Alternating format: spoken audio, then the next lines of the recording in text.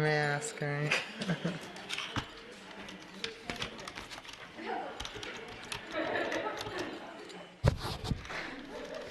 Good afternoon. It's Tuesday, February 9th, 2021, and this is a school board briefing meeting. Welcome to all of you. Our first presentation today is going to be from Executive Services, and it's going to be a presentation on the new public record system.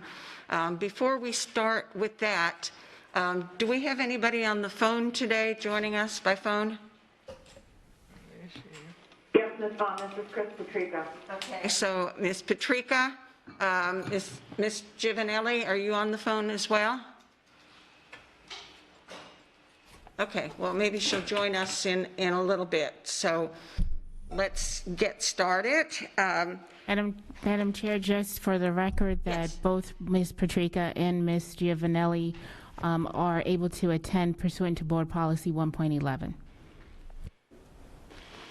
Oh, okay, so they're able to attend by phone. Thank you. All right, so our presenters, our presenter is Ms. Mickey going to be joining you. I see her right there. We have two presenters today, Ms. Irma Lancaster, who is the Director of Strategic Communications, and she will be joined by Melissa Mickey, who is the Manager of Public Records. So, thank you.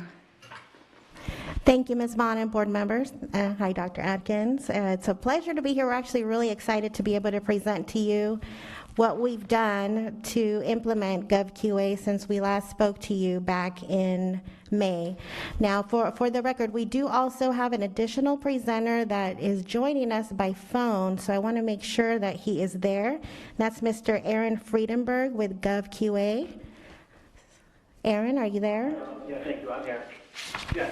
Thank you for joining us. So we'll give you a little overview of where we are today, and then Mr. Friedenberg is going to give you a presentation so that you're able to see the experience for the user as well as for internal staff using this new software. So here is where we are since the last time we spoke to you.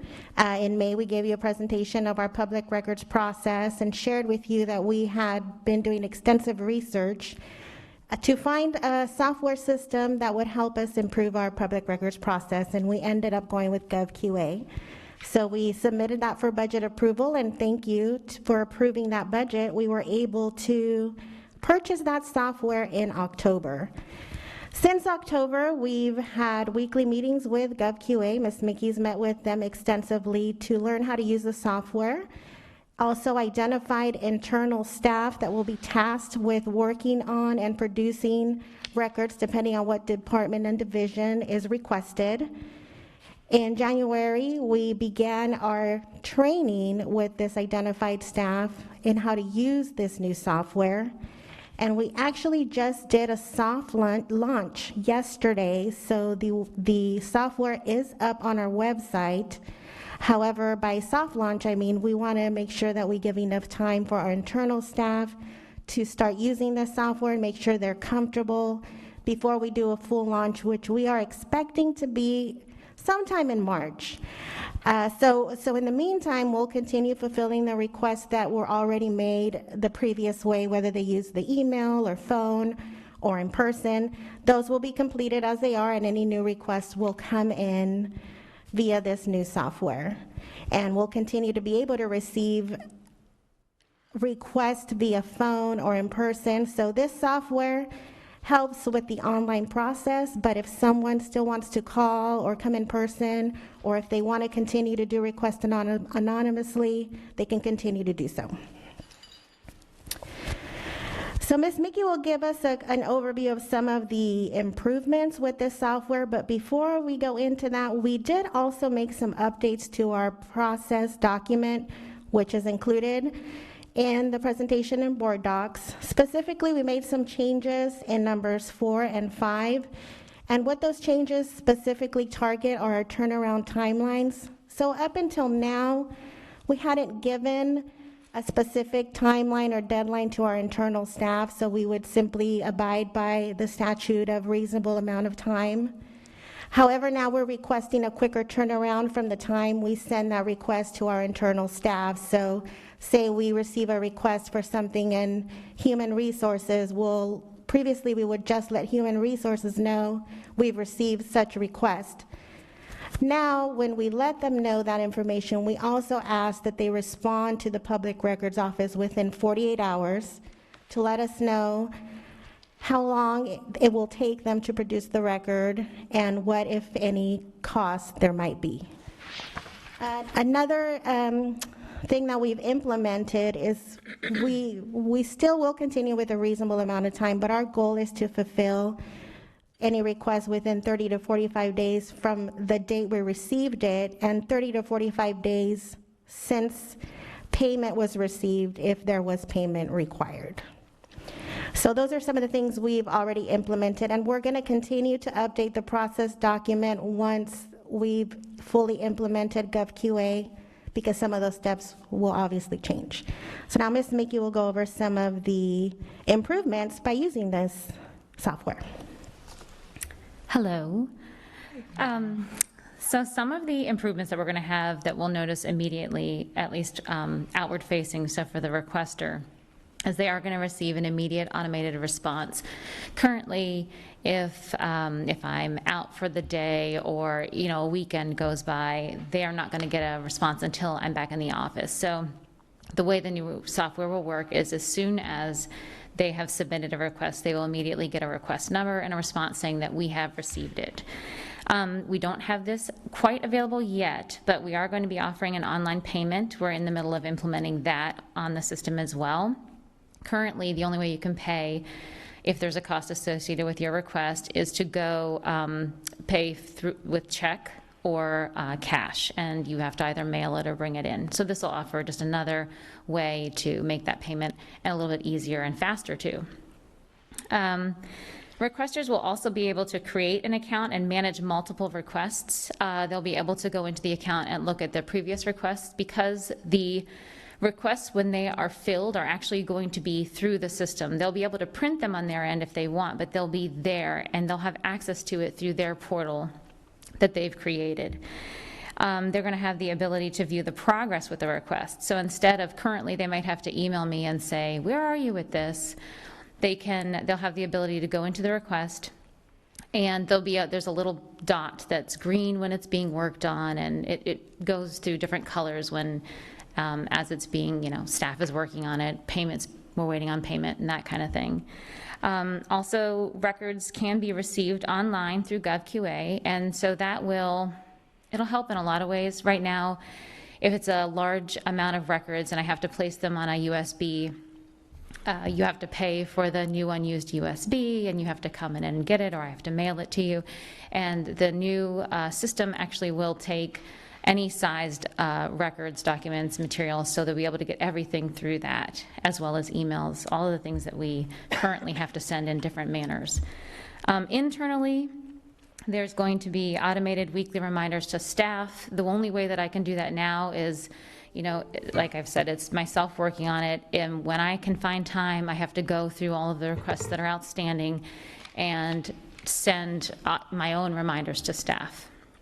So it happens when I can do it, but definitely not on a weekly basis.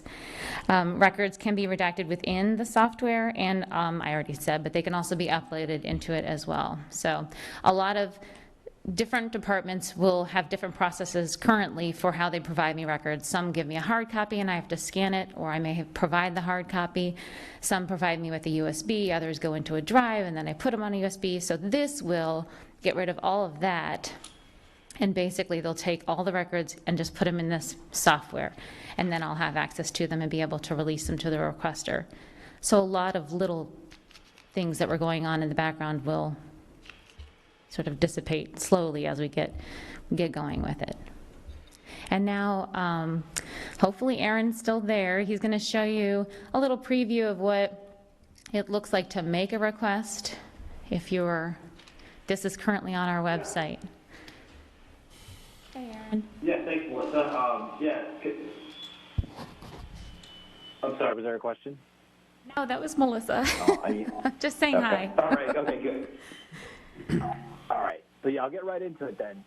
So yeah, for the public portal, as you can see, this is the leeschools.net website.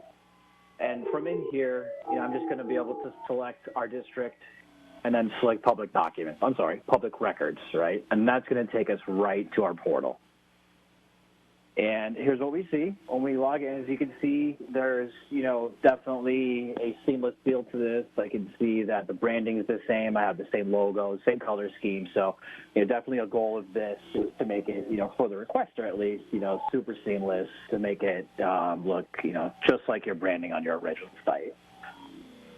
But yeah, so just kind of, walking through what we see here, quickly want to go over some of the features. We got FAQs, or frequently asked questions, and, the purpose here is just to get some information up front, kind of self-serve, help the requester find maybe some information that they're looking for, proactively versus, making the request to Melissa maybe, and then her saying, yeah, this is already available, somewhere else. So great little things like that, just to make sure that, if we can get out ahead of a request with some information that we're already publishing, that, we kind of put in the FAQs to help that process along. Okay. All right. So then, what I want to get into now then is just our main features of the site, basically how to submit a request, what the form looks like. And I'm actually, I'm not going to submit a request because we're live unless Melissa says it's okay if I do. Because then we can always go back and delete that if we want.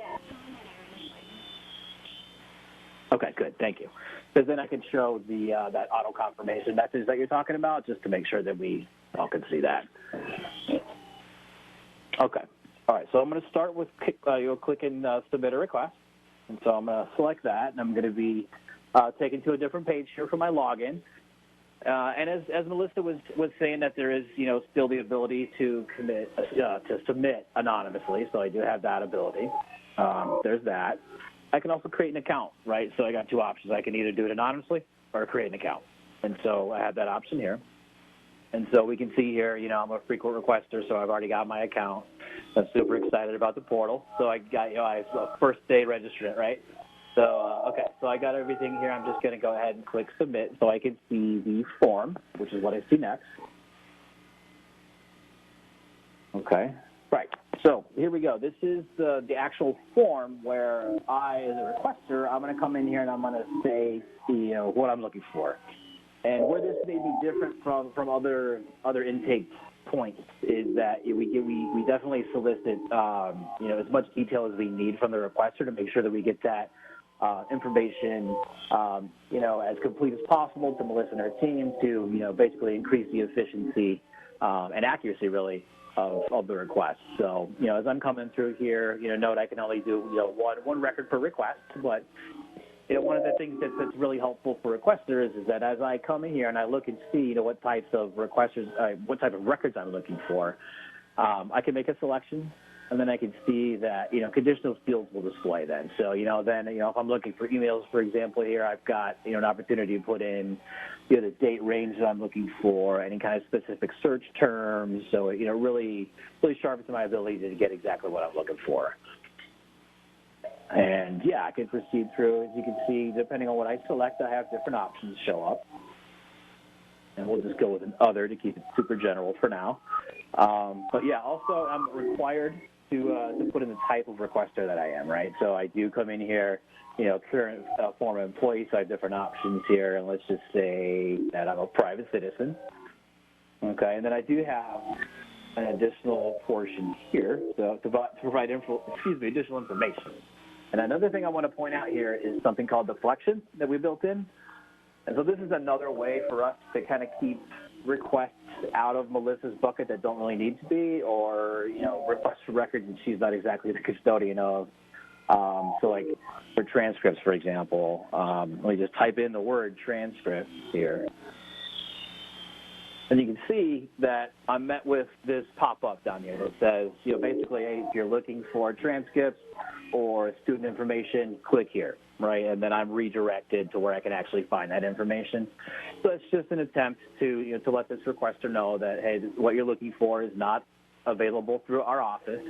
We'll still take the request, but it's still just an attempt to get them to the right place, which in the long run helps the requester, and it certainly pays off for Melissa and the team internally, because they don't have to, deal with those requests and help redirect that requester after the fact. So, okay, let's go ahead and we'll just type in here sample so we know to delete this later.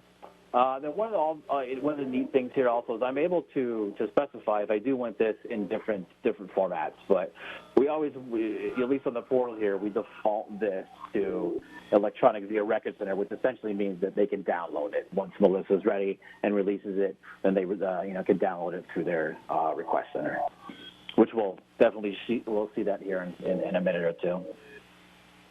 Okay. I also have the option to attach files, which is very helpful if proof is needed, like, proof that, I'm the parent of one of the students, or if I need any other kind of documentation, I do have the ability to upload files as well. And, of course, we have CAPTCHA code to prevent any spamming, which is a huge issue. So this is great that we have this to eliminate all that extra noise from spam emails.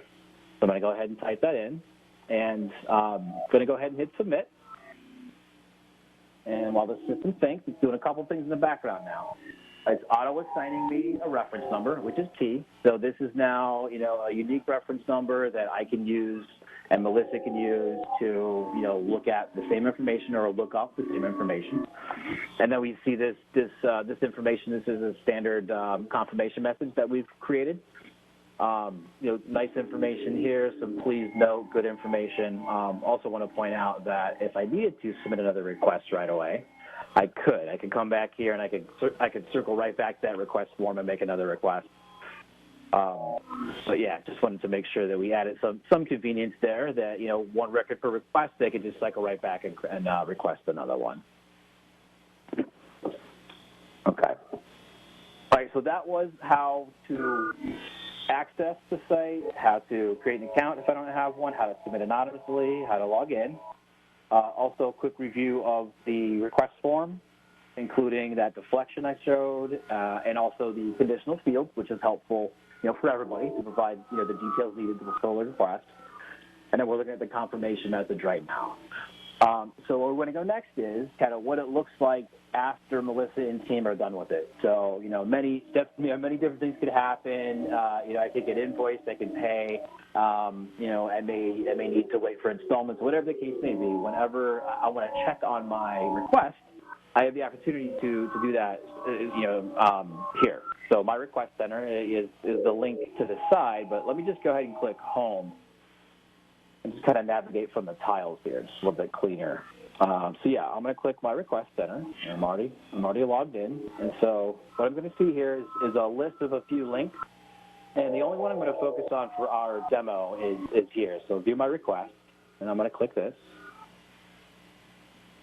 And so what I see here as a requester now is I see anything that I requested isn't fulfilled, or requesting I've been waiting on. This is just basically, my tool to kind of monitor my request. So it's very convenient for me as a requester. I can see everything. Like Melissa was saying, I have progress bubbles here that kind of tell me this is in progress. I get here, I see when it's complete. I can see a nice green set of check marks here when I'm done. But I can also, most importantly, I can view the details of the request. And so let's go ahead and start there. I'm going to go ahead and we're going to look at view files, because that's what I'm here to do. I'm here to get my files. So actually, we'll click on details. So we'll look at this first. So we'll look at the full details of the request. Okay, so, and here, this is just basically a copy, of what I've submitted. Here's all of the information that I've sent. Scrolling down a little bit more before we get to this, I just want to show that any communication back and forth between myself as the requester and Melissa and team, anything, any emails back and forth through the GovQA application is all logged here for me to view. So as a requester, I can see everything that was said back and forth. So that includes all the invoice information, all the communication. It's all there for me to view. It's also there for Melissa to view as well. Okay, so you're going back up. I've got, some basic information. You can see here that I've got an open balance, right? So I can manage my request very well from in here. And, you know, this is probably the coolest part, right, is that I can just download it right from here. I just click here, and nice and easy, I download it, and I can view it. Here it is. Here we go. And one of the things I also want to point out is the redaction. So, you know, we can see that this example document has been redacted. And for me, as the requester, you know, I also get automatically, when it's redacted, some information, you know, is appended to the end of this document that basically explains why the redactions occurred, some description about what the redaction is. Just it helps me through, the redactions on my document as a requester. So I'm able to see, you know, pretty clearly why, certain things were exempt. So let me go ahead and close this. What I'm going to do is I'm going to head back, go back to my request center, and I want to look back here at view my requests, because I want to see, even though we're not quite ready to roll this out, I definitely want to show how easy it is to pay online. So, right. So here, if there is an invoice available, I'm definitely going to see this button here. So I'm going to click View Invoices. And I can, view the information here, very detailed. I can, if comments are applicable, they would be listed here. But you can see I've got a couple of opportunities to just click this Pay Now button, and basically I'll just be redirected to the pay site, one-time payment only. I don't have to, create an account on that pay site or anything like that. And then, I'm redirected back here after I make my payment. On the other end, Melissa is notified that a payment's been made, and then, that kicks off her processes to make the files visible to me. Okay, let's see. Yeah, I'm going to head back to the home screen, and then I'll pause here for any questions. Any questions, board members? Ms. Gittens? Thank you so much. This was very enlightening and interesting. A couple of questions, though. On the anonymous requests, and I don't know if you said this and I just missed it, but on the anonymous requests, how do you get payment, get, whatever? How do you communicate with them? Right. Very good question. So one of the processes that we have, it's on the staff side. So basically, when you want to invoice anonymous requester, so here, actually, well, yeah, let's show you this. Let me log out. I just want to point out one thing, that when I do request as an anonymous requester, I am told that I need to check back to look to see if my my records are available or any other communication, because obviously we can't reach out to them, right? And so I'm given the instructions to come back when I get my reference number to search for that. And when I do, if there's an invoice, Melissa would have done her magic on the staff portal side and basically made a PDF copy of that invoice available to me as an anonymous requester, with instructions to say, mail your check here, basically. So I can't pay online if I'm anonymous without creating an account, but I can still pay using a check or a walk-up with cash. So those instructions are communicated to the requester, who's anonymous, when they submit their request, and then also when they check back to look for their records. Instead of the records, at some point they're going to see the invoice with instructions on how to pay.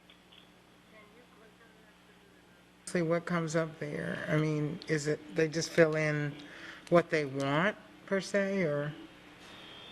Yeah. Okay. Yep, yeah, so it's the same form whether I submit anonymously or if I have an account. So it's the same exact form. All right, thank you on that. And I've Sure. always wondered about, and this may be for you ladies, about payment. Do we have a matrix or something that, if it's this type of forms or if it's this many pages, it costs this? How do we charge for receipt of information? Well, the state statutes actually guide and what we are permitted to charge for requests. And currently, if work takes 15 minutes or under, to gather the records that are required, maybe even perform a review and redactions, and then provide them, there's no charge. But if it takes staff longer than 15 minutes to gather the information that's being requested, we can charge them. And it's supposed to be the hourly rate of the person doing the work. Now, that would mean if let's just say that a clerk specialist was doing the work, but it needed to be reviewed by their director. Well, we don't charge the director's rate and not for the review. We would be charging for whoever actually compiled the records and did the work on it. So they have to like keep track of their time. Is that recorded somewhere? If I'm going to start working on this one, I'm starting at this time, and I ended at this time. Is that recorded somewhere? No, the way that the process is that they are able to provide an estimate. And if the estimate were to go the way that we do it generally here is, I'll keep a note of the time when I'm in that request and working on it, if I've charged someone, and make sure that I've at least met that time or even gone past it. If I go past it, I actually don't charge the person, oh, well, this took me 2 hours instead of 1. I don't go back and ask for more. If it goes under significantly, I have reimbursed people when that has happened. But the process currently is, like, for example, if I'm going to be reviewing emails, it's 1 minute per email thread, and that's not per page. A thread could be 32 pages. A thread could be 1 or 2 pages. So we've had an audit a couple years back, and they had determined during that the processes were appropriate and correct and working. So that's what we go by. Please don't think that I'm questioning it. No, I don't. I'm kind of, devil's advocate. We put this out here for people to fill in, and somewhere along the line, someone is going to question, well, how come this costs that or whatever. So I'm just saying, how would we make sure to answer them to say that it's equitably done is all. Yeah, I can't say that it's definitely written for every department, but I do know that staff keeps track just to make sure they haven't gone significantly under the amount that they've estimated. Right, okay. And Ms. Gittens, just to further clarify, we provide the requester an estimate as to the cost prior so that they are aware of what it will cost them. And if they, for whatever reason, do not want to go any further, their request will be closed. Okay, thank you. Board members, other questions? Ms. Patrica, do you have a question? No, thank you. Did Ms. Giovanelli join us? I guess not. I do have several questions then, and if any of you think of anything, oh, hi. If any of you have anything you think of, we'll come back to that. All right, the first thing is... Ms. Giovanelli, I thought she said she had. Did she say she had a question? I said I'd come back. Okay, Yeah. I'm sorry. I think it was, I think you informed us that by state statute, there's a queue and everything has to be answered in order. Is that true? The requests, the requesters go in a queue depending on when they request it? So there is a queue and in order in which they are received. And to clarify, we cannot,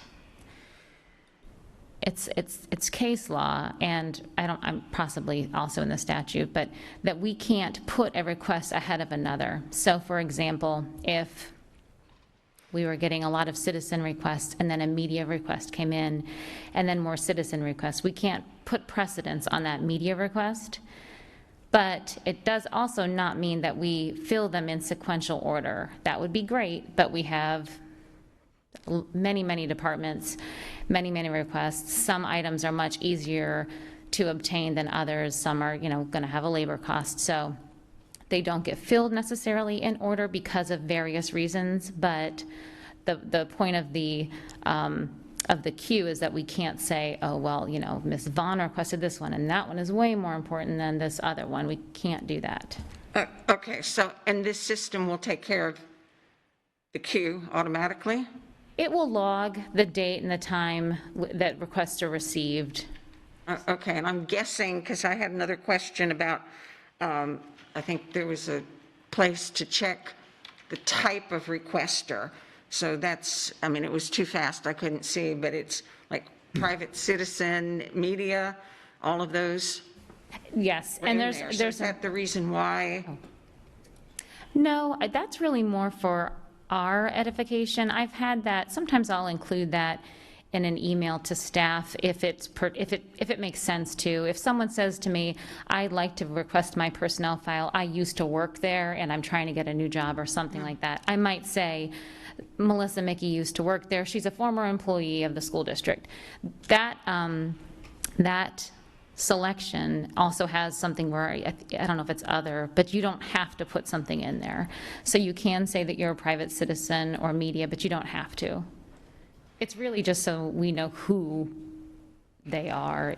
It's not a requirement. They're not required to tell us who they are or who they're affiliated with, which is, of course, why you can, by state statute, you have to have the option to submit an anonymous request. Okay, I just have two more quick things. All right, so right now, the goal of fulfillment for internal staff is 30 to 45 days. How does that differ from prior goals? Well, the state statutes identify that we have a reasonable time to fulfill a request. So there's not really a specific time frame that you can put on that. So if you have other work that takes precedence at the time, or if the only person who's capable of gathering these documents is on leave, then you have no control over that. But what we're trying to do is, instead of just leaving it as unreasonable, is put our staff on give them a guideline so that even if they are really busy this week and next week, or out of town, or whatever case may be, they know that they have 30 days to fulfill it. And we felt like internally, after discussing it with staff and different, departments that I work frequently with, that may be reasonable for us to try to aim for. Obviously, we try to do it quicker when we can, and a lot of them are filled faster, but 30 to 45 days. Okay, but this is now the 30 to 45 days PRR process improvements. That's where I'm going. So the For the reason, question, if it's an improvement, what was it before? I'm just curious. so we've always had a goal around 30 to 45 days. The reason that now we feel that it will be more possible is not only with the addition of the software, but also with the fact that we implemented that 48-hour turnaround response time for internal staff, where before it could be several weeks before we heard back on how long the work would take. Now that they have that turnaround time, we expect it to be. Okay, so just that one, just that one factor. Yes. And finally, this is a yes or no. Does this system have the ability to print out the logs? Like you send us a monthly log. Will you still have to do that manually, or can you check off what you want on the log and it'll print it out for you? Yes, there's a way to just show you what would be in the system. I wouldn't create a second log of this log just to send something to you guys. Right, so that's a time-saving, that's a time-saving device. All right, well, let me go back then to Ms. Giovanelli. I'm sorry if I cut you off before. Did you have a question? Cut me off. Thank you, Ms. Vaughn. All I have to say is welcome to the 21st century. I'm glad and excited about this new system, and I can't wait to see the fruits of it, of everybody's labor. I do have a question from Miss Melissa Mickey. Are you still the only person handling these requests? Yes. Thank you. That's it. Thank you. That's it. Okay, second round. Anybody else come up with a question or comment? Dr. Adkins. Just a couple quick comments. First of all, going back to the 30 to 45 days, I think when we took a look at this, we really felt that there was inconsistency across different departments and divisions in how they fulfilled public information requests or public records requests. So we believe that this will that'll give us a common definition, and so it'll improve consistency in terms of how we are responding.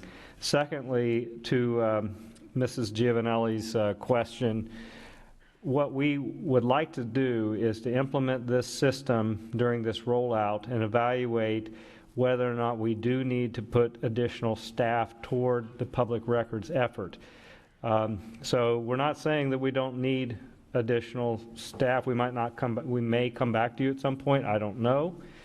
But at this point, what we want to do is have an opportunity to evaluate how much time savings is this going to be prior to making any type of recommendation to put more resources, and I'll say more resources. So I don't want to come back to this board and say, oh, I need another position.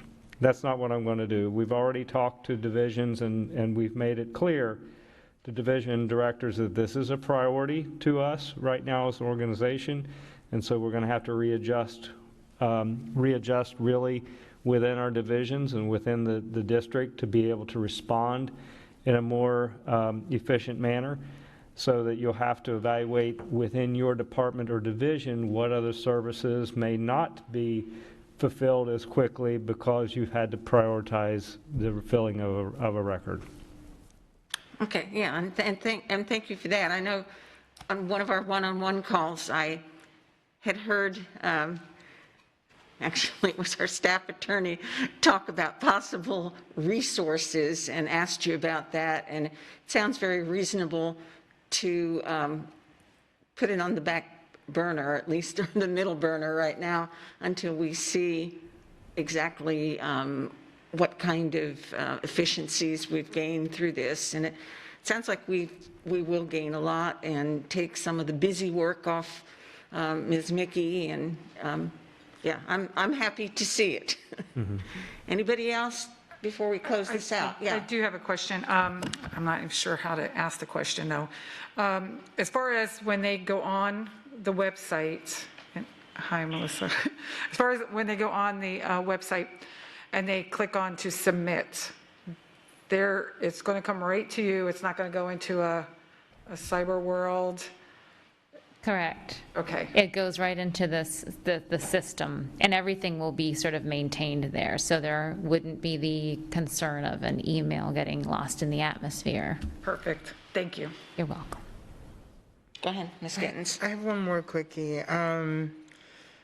Regarding follow-up on public records requests, and for example, if it's something that has to do with us individually, how do we know that when it's sent out, or, do we get a copy of that, or how does that work? So currently, the board members are the only staff in the district, if you will, that receive a notification if a request is received that pertains to you. I can still do that. I could send it to the board attorney if that's the preference. I won't be able to send it through GovQA, but I can take what's being requested and notify whatever the preference is. If we want to change the procedure slightly, that's fine. No, I wasn't Okay. looking at, I just wanted to make sure that if we wanted follow-up as to what happened, that we can do that with you. So that's fine. Thank you. Anybody else? Ms. Patrica, Ms. Giovanelli? We're all good to go? Thank you Thank you so much. Appreciate that. Very enlightening, and I hope it saves us some time in your department and lightens some of the busy work that was in the old system. So thank you. Thank you, Ms. Vaughn. We're looking forward to that. Thank you, Mr. Friedenberg, for joining us and for helping us out with that demo. You're very welcome. Thank you for having me. All right. Our next presentation is from Academic Services, and it concerns the English Language Arts textbook adoption. I have several presenters on my list. Do we have 4 people that are going to be? I see. We're going to walk back. Oh, you're going to, all right. So instead of just reading the list, you're each going to take a turn. Just introduce yourself as you begin. And so I believe this is Ms. Baber? Yes. Yes, and she is the coordinator for instructional materials and technology. Welcome.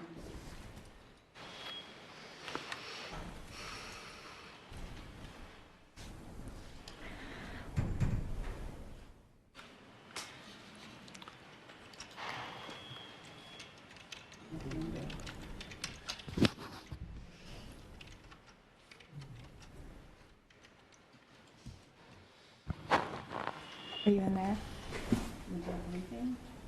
It's in the LPC. Oh.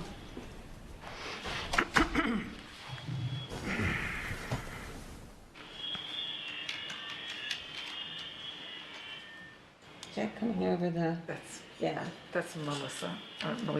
Yeah, somebody who's on the phone, one of you is not muted. Would you mute, please? Thank you.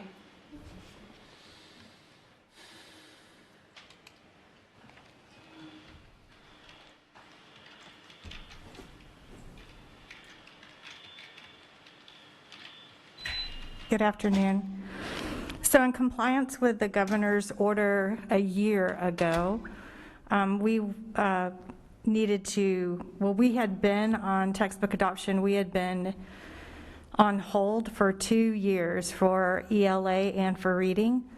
And then they did the executive order that we would be moving to new standards, the best standards, and moving away from our current standards.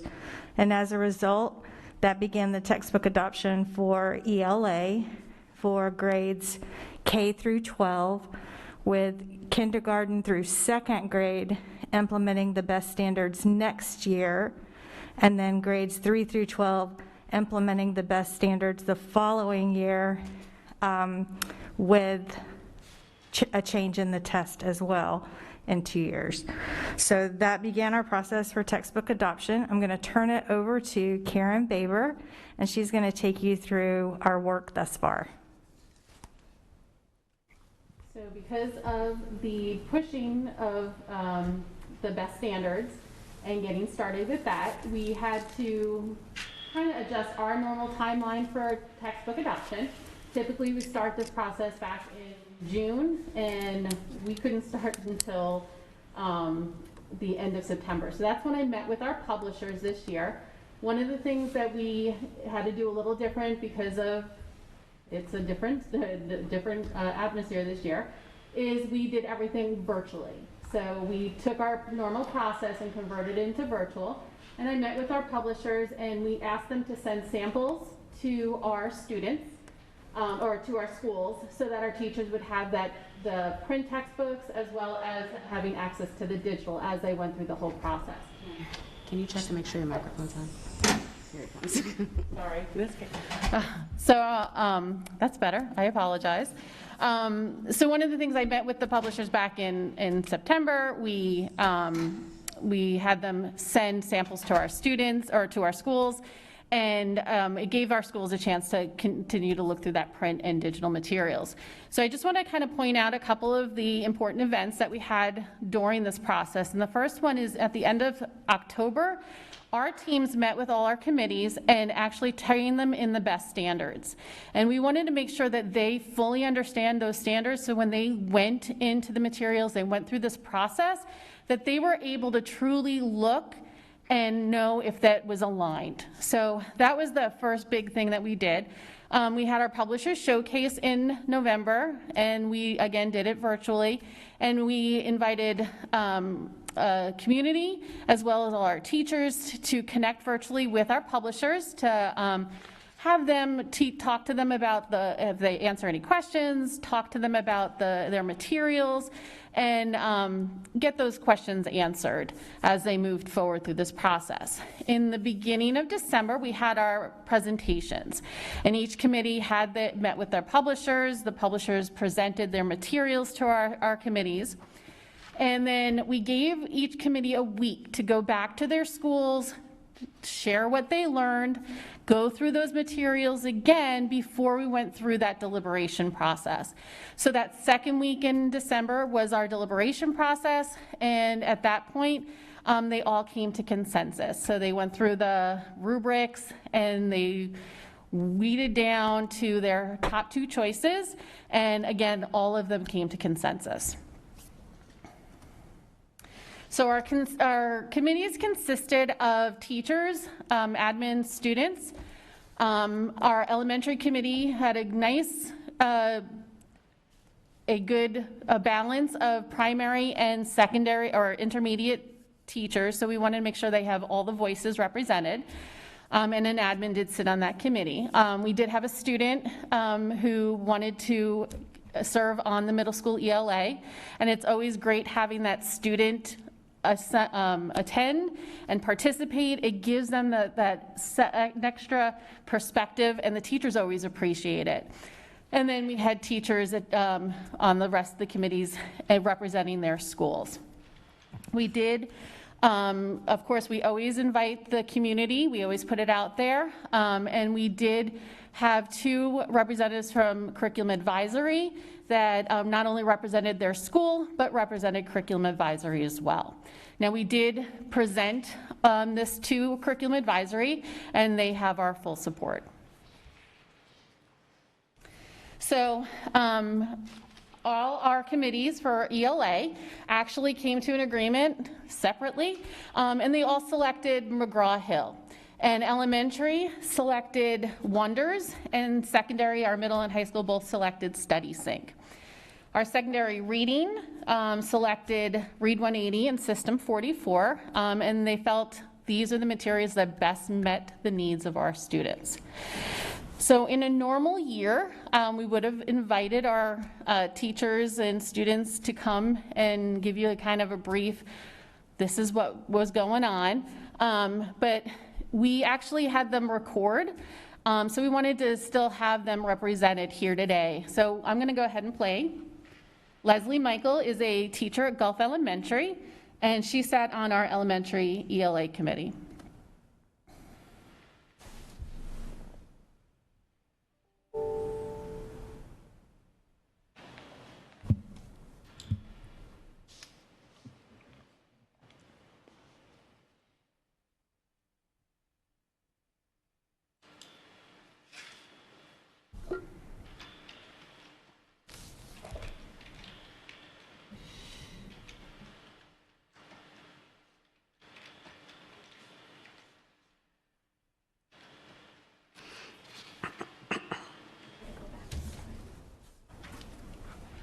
I'm gonna try again. I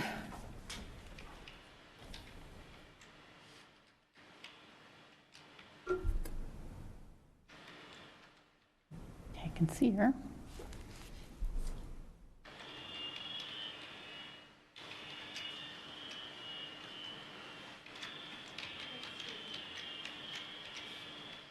I'm gonna jump over. Hopefully that will go. All right. This is Lorelei. She was our student. Oops. And there's no sound. Playing though. She's cute. She knows what she's talking about. Good. I don't know why there's no sound.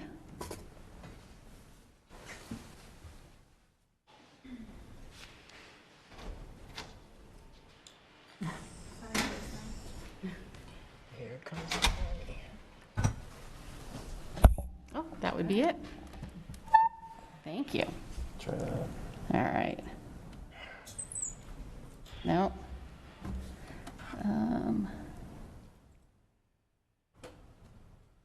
It's on ear.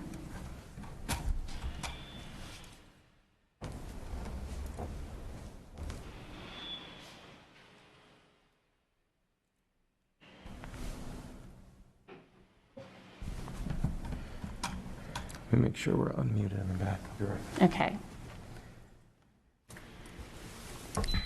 She's got lights open, right?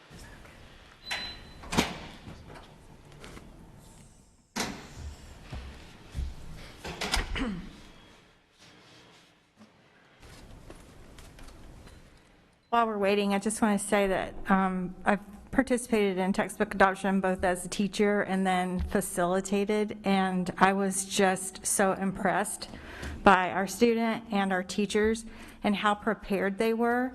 This time, they really studied the new standards versus the current standards, and they really came back with feedback from their team, so it wasn't just isolated where they were making a decision for themselves. They were really keeping their teachers in mind, and they came back with like checklists and things that their teachers were really expecting to see. So it was very amazing to share how prepared they were with everything going on. So I want to say thank you to them. Try it one more time. Let's see. What is this?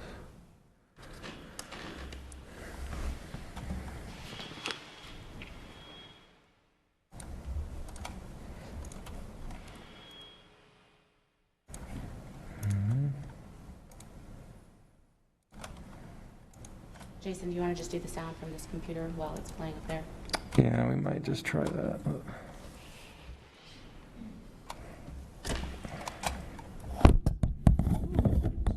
That's all right. That one works. You're not getting audio from the laptop. I've got them queued up. Can you put your mic down? Here's your elementary teacher.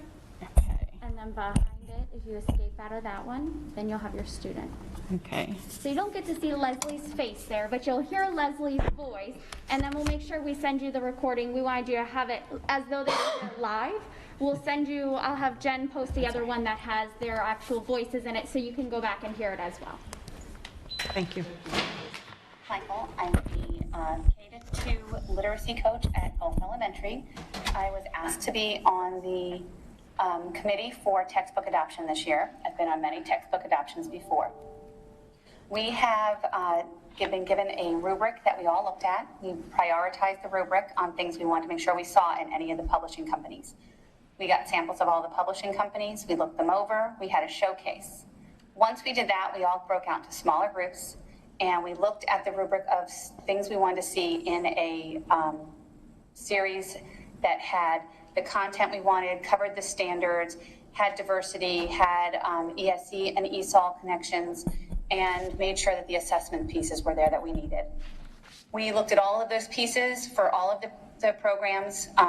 Then someone made a motion on things that we decided were not quite meeting what we needed. We followed those motions up with everyone agreeing or disagreeing. If anyone disagreed, we had a conversation and made sure we understood why that person felt we should go one way or the other. We made another vote and went forward. After we did all of that, we got down to 2, which was Wonders and Benchmark. When we went down to that, we had the full rubric that we looked at. Once we looked at that full rubric, we got down to small groups, went through it, went through another vote of which one we thought would be first and second, and discussed everything. We made sure it had the standards we wanted, making sure it was meeting the Florida's next best standards.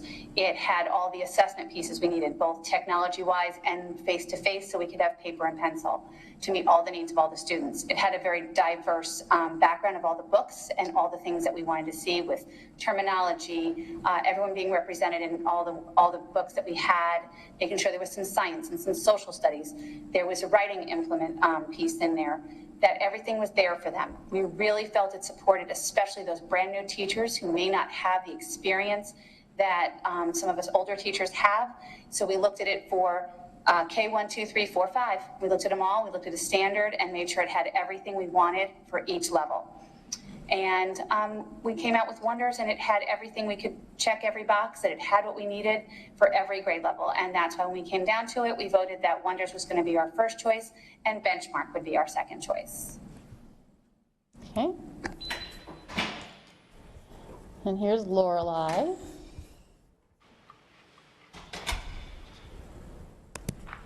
Hello, I'm Lorelei, and I'm an 8th grade student at PLDMS. I hope to choose the new ELA textbook, McGraw-Hill, and I'm here to tell you why. There are so many reasons, and here are just a few. First of all, it is aligned to the ELA best standards. There are tons of materials in the library. There are many differentiation opportunities for the teachers, and they can, for example, they can change the text levels. There's a clean, user-friendly platform and dashboard. There are text trailers, which give background information to students. There's a clear lesson planning guide, a preparation book that changes as the test changes, there's FSA practice, there's a study link that is available offline. The teachers can export to the Google Classroom, which will be extremely helpful and easier for the students to access. Peer-led video that encourages collaboration, then writing. It can be adapted in the future. There is great scaffolding. There is an extended writing project, which is a big help for FSA because I know writing practice can be a struggle sometimes. There are speaking, paragraph, and sentence frames, which is helpful for students to help them know how to write effectively. Finally, the skills are clearly defined. There's better tech integration. There's engaging content like diverse authors and interesting texts. There is a beginning diagnostic and 3 benchmark assessments. There's remediation with the click of a button. There are summaries for the students in Spanish, and students can digitally annotate and teachers can see it. So it's great to help students better understand the text. I hope this helped you to understand why McGraw-Hill is evidently the right choice for the new textbook. Thank you for your time.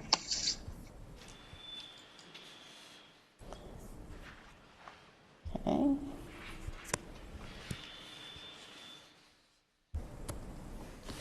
And then our third speaker is Fallon. I can't even. Oh, thank you. She is a teacher, a reading teacher at East Lee County High School, and she served on our high school ELA committee.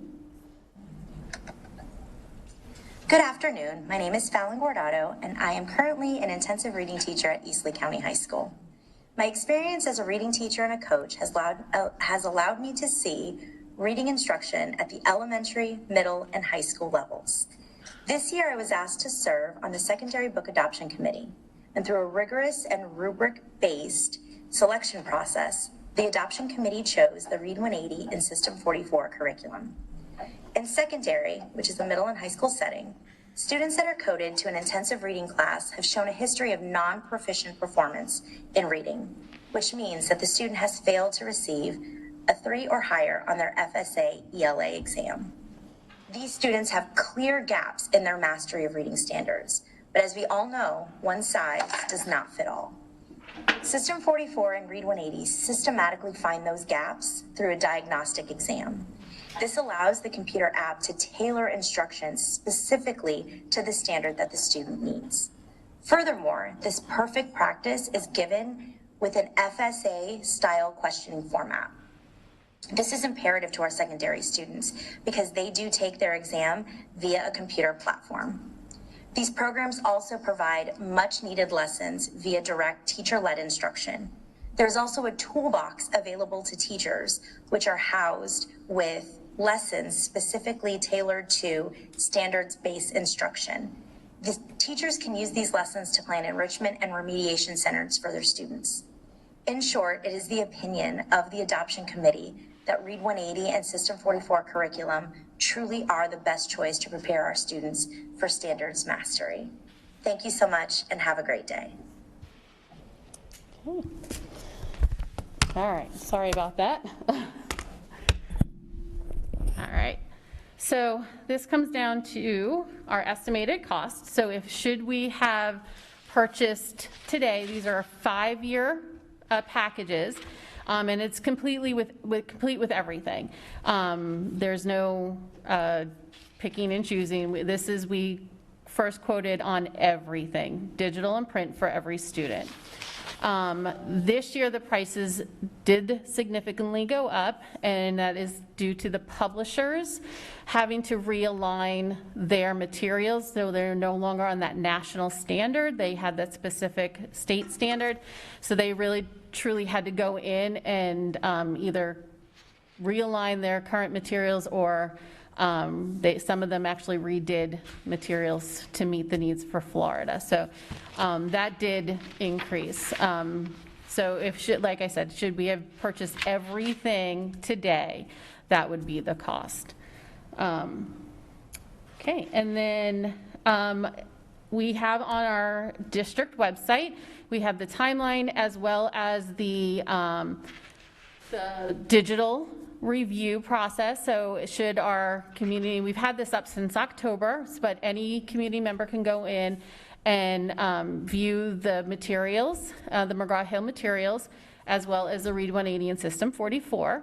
I do have the actual print books, the student books that I will bring down to the board office either today or tomorrow. So should you feel like you want to go through and take a look, I'll have those ready for you as well. And our review site is on our district website. It is on our curriculum instruction page under instructional materials. And now Dr. Quisenberry is going to kind of talk us through our next steps. Hi, good afternoon. I'm Bethany Quisenberry, the Director for Elementary Curriculum and Instruction. So the next steps for secondary will be to continue to work with the publishers and then determine if it's in our students' best interest for secondary to purchase for next year, or should they wait for the following year, because remember, their standards do not come into effect until FY22. For elementary, it looks very different because the best standards are implemented next school year, FY22, I should have said 23, excuse me. So for elementary, we need to purchase for K-2 for the new materials for BEST. And in elementary school, it gets very confusing when you have half of your school on one curriculum and the other half of the school on a different curriculum, as well as the following year, we will adopt for math. In elementary, those teachers teach both subjects. So if we waited for 3 to 5 to purchase, that would mean that the 3 to 5 teachers were getting 2 big adoptions the same year, which I have lived through as a building principal, and it is not fun. So our plan is to instead purchase for K-5 for next year. The 3 to 5 teachers would keep their current materials, and our department would build a hybrid so that we would go through and dig into the new materials and put into our instructional guides where we are able to, where they align with the current standards. And then that gives those 3 to 5 teachers the opportunity to get used to those materials while they're still ensuring that they're teaching to the current assessment and the current standards, because they will still have FSA next year. For K-2, we will remove the current materials and they will be fully aligned into the new materials for the best standards. Our plan also is to try to get those into the schools and into the hands of teachers before the end of this school year. It's a very short summer, and it is very hard on a teacher when they come back in the beginning of the school year and they have to train and learn a whole new ELA program with materials that they haven't been able to take home over the summer or work with their PLC teams to plan to. So it is our plan that once we have board approval, to move very quickly with the publishers to be able to get those orders through so that we can get all of the materials to the schools before the end of this year, so that we can begin to provide the training this year and then implement a process for our new teachers to onboard at the beginning of next year. Does anybody have any questions? Board members, Ms. Gittens. I just have one quick one. On the adoption, it says that it's $191 total per student. How does that compare? Have costs gone up tremendously, or from the last time? I see Candace shaking her head. Yeah. Karen can answer that. You can go ahead if you want. About 116 last time. It's about $30 more per student this year than what we've had previously. And a lot of that, like Karen mentioned, the publishers are saying to us they had to start from scratch. It is branded solely from Florida, so they can't utilize it in other states they were previously. And the turnaround time with the way the state put their timeline, that slide that Lorie started with, it's the most aggressive, so their costs went up. So in turn, our costs are going up. Now, we haven't started negotiations with them at all yet. We wanted to come here, present to you all, see what your questions were, and once we have your approval to move forward, Karen will begin negotiations with the publishers. It's very nice that our K-12 has selected McGraw, because it means we're working with one publishing company.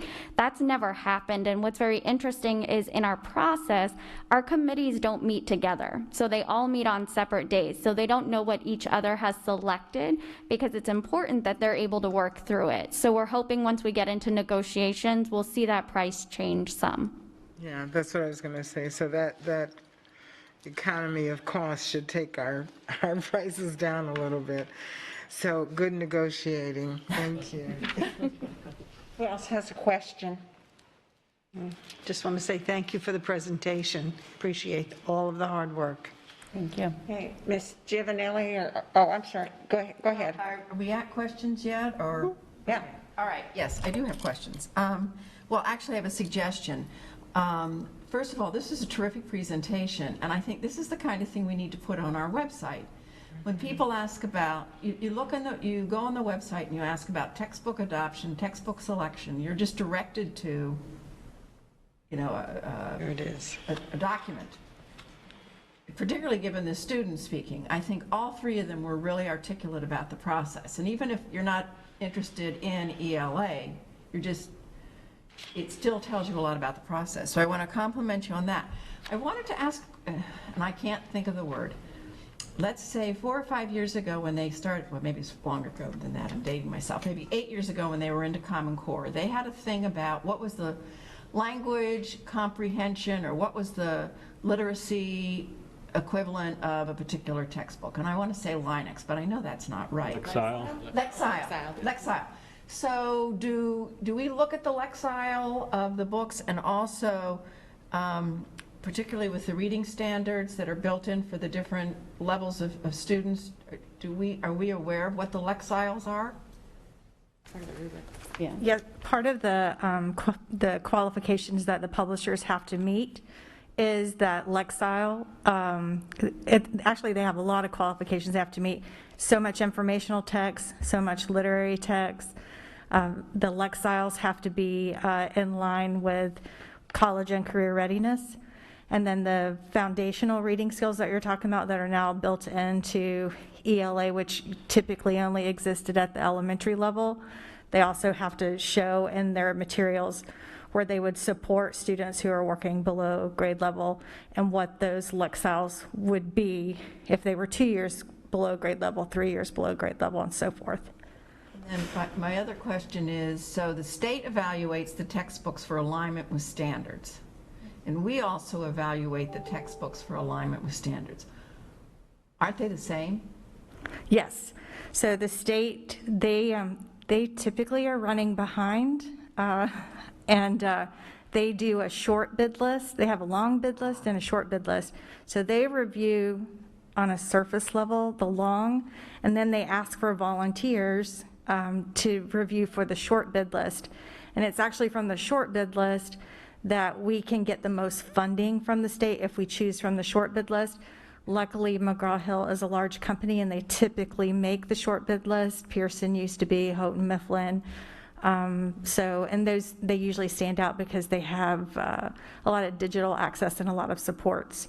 So we're typically ahead of the state process, but you have to be able to meet the budget deadlines. Well, I just want, my last thing is a comment. I just want to congratulate you on your flexibility and your ability to, you know, speed up this process and engage people the way you have. So thank you for your work. Thank you. The teachers were wonderful. Okay, Ms. Giovanelli, did you have any questions? No, great presentation, thank you. Ms. Patrica, did you have any? No, thank you. Okay, and I just had a couple comments, questions. With the print copies, do we get one for every student, or do we get class sets? It will depend. Yeah, so we look at the cost savings, and you would think that you would save a lot of money by going all digital, but they've priced digital to be as expensive as print. In the past, when we have had the mandate, Dr. Adkins can probably remember, so we've had mandates where we had to buy one textbook per student. We find that schools end up not having enough storage for the textbooks. And so typically in the last few years, we've priced digital for every student and class sets at about 40 or 45 in case a parent requests for the student to have a textbook at home. Then we typically have extras, but we'll price it in a lot of different ways, but it usually doesn't come down to cost. It usually comes down to storage in a school for what the deciding factor is, truthfully. And we did ask our committees on what they felt, what they would have wanted in their classrooms. And for elementary, most of them prefer one for every student, but typically in secondary, they prefer class sets.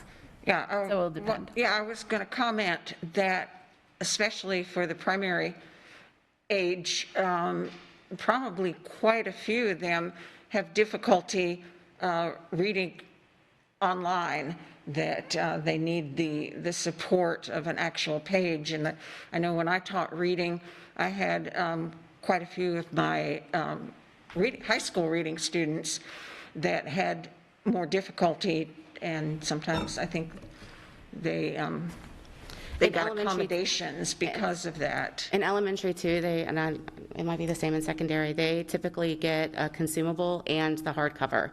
So the hardcover has the story, and so they work through that, but then they have the consumable that they're able to highlight and write through, where secondary typically does that digitally. Do they get the consumable? So, yeah, typically when they do class sets, they get the hardback online, and then they get the consumable to use that they take back and forth to the classroom when they ask for class sets. So, and then we always make sure, again, that we have extras in case a student needs a hardback at home and can't use the digital, so. Yeah, and in the contract that will, probably in the contract that you negotiate, for the life of this adoption, does the publisher guarantee that it will make necessary changes in its test prep? Because don't you know, the state will change it. Yes. So will we get? Yes, that was very important to us as well, because we saw that in our last textbook adoption, because we were Common Core and then we moved to Florida standards. And so the standard numbers were not the same, which was really hard for a teacher. So we made sure that we asked along the way in the contract that it'll read, and they typically update digitally, but we would also, if there was a major update, we would also want to change in our consumables and our hardback.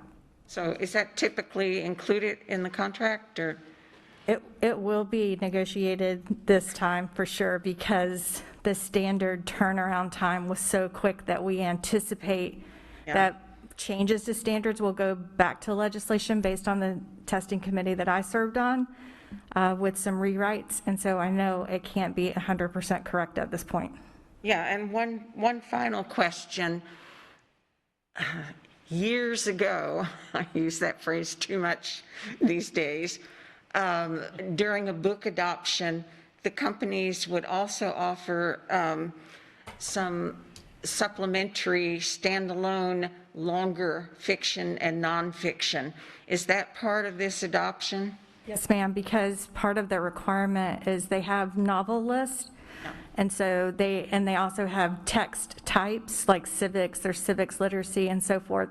And so they will have some novels that go with it. And then the state has provided funding and some grants for us to pick up like civics literacy to come alongside that. So it's a very different adoption this time. That's super, because the kids, I think, need to be reading those longer, authentic texts along with the shorter pieces. So will the schools individually pick which supplements they want, or does the district usually say, we need this? Or So how does that go? During the last adoption, we got 2 novels per grade level, and we had schools, so we gave the list to the schools at each grade level, and we let the teachers have the input, and it was just popularity vote, but we chose based on the one that was selected the most by the teachers, so that the teachers had input for which ones that they had, and I expect that we'll similarly do that since they will be the ones using it. Yeah, I have a particular personal interest in all of this because, believe it or not, I kind of miss the textbooks adoptions, only back in the day, I know at least in Texas, which is like Florida, big adoption, we got wined and dined, literally. That's not allowed any longer. And that's really, is that a Florida rule, or is it just? That was a Florida rule the last time, and we really had to recondition some of our senior staff members because they were used to being treated very well. Yeah, and we got a lot of wonderful freebies too that were actually very useful, but that's probably all gone away too. Yeah, you can't accept any trips, anything like a year prior to the adoption. We have to be very careful with our relationship with our vendors who may be coming forth on the adoption list. That's good, but it's kind of sad for the people that went through the other kind of adoption. Anybody else I couldn't help myself on that. Yes, Ms. Jordan. Thank you. I don't have anything on whining and dining, but based on Ms. Vaughn's comments, the price that we have, and I know that Ms. Gittens has had $192 per student, is that for print and digital, or is it two different costs for each one of those? So it'll put in the cost of print, digital, teacher kits. So everything that's listed underneath is included in that 5-year price. So we would pay the one price and then get reimbursed, like all the workbooks, everything is free with order. So we'll continue to get that for the life of the adoption. Okay, so it doesn't matter if we have 1,000 print and 1,000 digital, it's all the same? Correct. It's combined. Thank you. And we base it on like our current student enrollment, and so as enrollment changes, our reorders for consumables, we have to take that into account as well. Sure, thank you. You're welcome. Before we close this out, anybody else, either on the phone or sitting at the dais, have a question or comment? Ladies, that was great presentation, and thank you so much. And thank you. Happy negotiations. Thank you. Ms. Vaughn, I have one thing for the academic. I don't know who was responsible. Are you guys responsible for the early learning cards that came out? Was that you guys? Dr. Burr. Oh, okay, because I did just want to say thank you so much. This is. We'll pass it along, though. Please let them know. Yes, and I will. Thank you for taking this suggestion. It's a great idea. I almost feel like maybe I lost a page or something. We're far ahead here. I know I didn't, but I feel that way. It looks like we don't have anybody in the audience, or I don't know, in the back room. Ms. Bruno, do we have any cards? The public comments. Okay, so passing the public comment, we go to the board member comments. Okay, let's just go down the line and then we'll get to the phone people.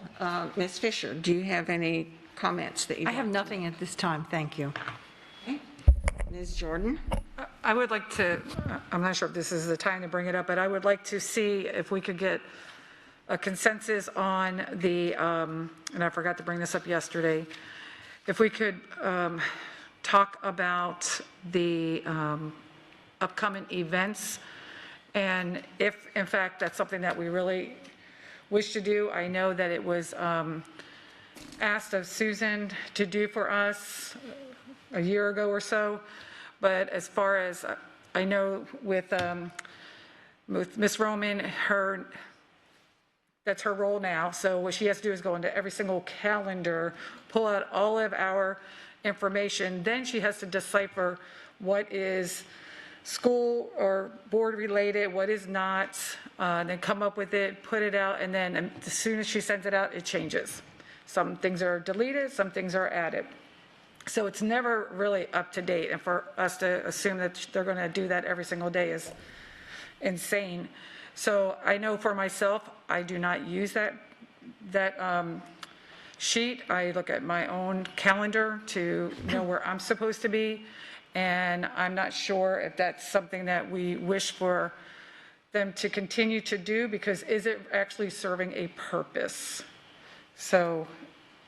Okay, so what exactly, are you talking about the weekly? What they send out, what they do for us, and they send out as the upcoming events for all board members that have our name on there. And there are some things that are on there that seriously has nothing to do with anything pertaining to board related. And I know for a fact that my personal one, it's not always on there, and it changes because if someone, calls and invites me somewhere, I'm going to go, I put it on the calendar and I look at it, I know where I'm supposed to be at all times. And if they need to add something onto my calendar, I always have the ability to look on my calendar to know where I am supposed to be. So I'm just asking, do we believe that it is? Let's open it for discussion. Thank you. Then, Ms. Morgan, I'll go down the line this way. Sure, I would agree for the most part. The reason it was done initially was that when we as a board got an invitation to an event, that we had coverage. So, if we got an invitation to do a foundation event, that somebody was going from the board to the foundation event. That's the only concern I have, that we need to make certain that where the board needs to be represented, we have a representative. Now, it doesn't have to be that calendar, but I do think we need to make certain that we are represented where the community expects us to be. And that's my comment. Okay, Ms. Gittens? Well, I agree with Ms. Morgan that we need to know, because sometimes there will be an event and I'll look and say, how many other people are going and are we covered and that type of thing. I think it's as simple, though, as on there you can put private, and then if you do not click private, then the staff would just pick up everything that, that's on there and just copy it on. I think it kind of gives us an idea where everybody is, or, what's not covered. I know that everybody has a lot of personal things that they do, but I don't know. I'm really kind of torn about just stopping it all together. I think if we put stuff on there and just click the personal button, then they don't have to pick it up. If it's not personal, it's on the list, and it's... Okay, Ms. Fisher? Yeah, I think staff has a lot to do, and I'm going to piggyback on what Mrs. Morgan said, that the big events where we need to have representation from the board, I think that at that point, Lisette or LaTanya could poll us on that to make sure that we have someone who agrees to cover the event in question. But I feel like there's a lot going on in the office. We have more and more responsibilities being placed on our executive assistants. So I'm fine keeping my own calendar and then reporting my activities at board meeting time so that people know, or sending a memo to the board if it's something that I feel is really important, everybody has to know about right away. So that's my 2 cents. Patrica? I agree with Ms. Fisher.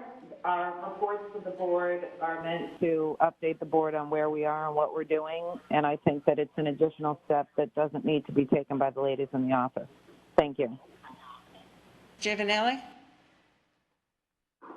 I'll go with I'm sorry, I didn't understand. Would you repeat that, please? She said she'll go with the consensus. Okay, so you don't have any individual Sorry, there's so comment? much feedback. Oh, okay. I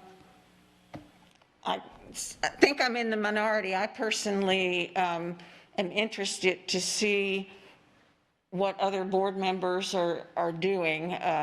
It's been my experience that there are a lot of things in the community that happen that I was unaware of, and I might look at something and go, oh, I should, and it may well be because I'm an at-large member that, some of the things are more honed in to particular communities.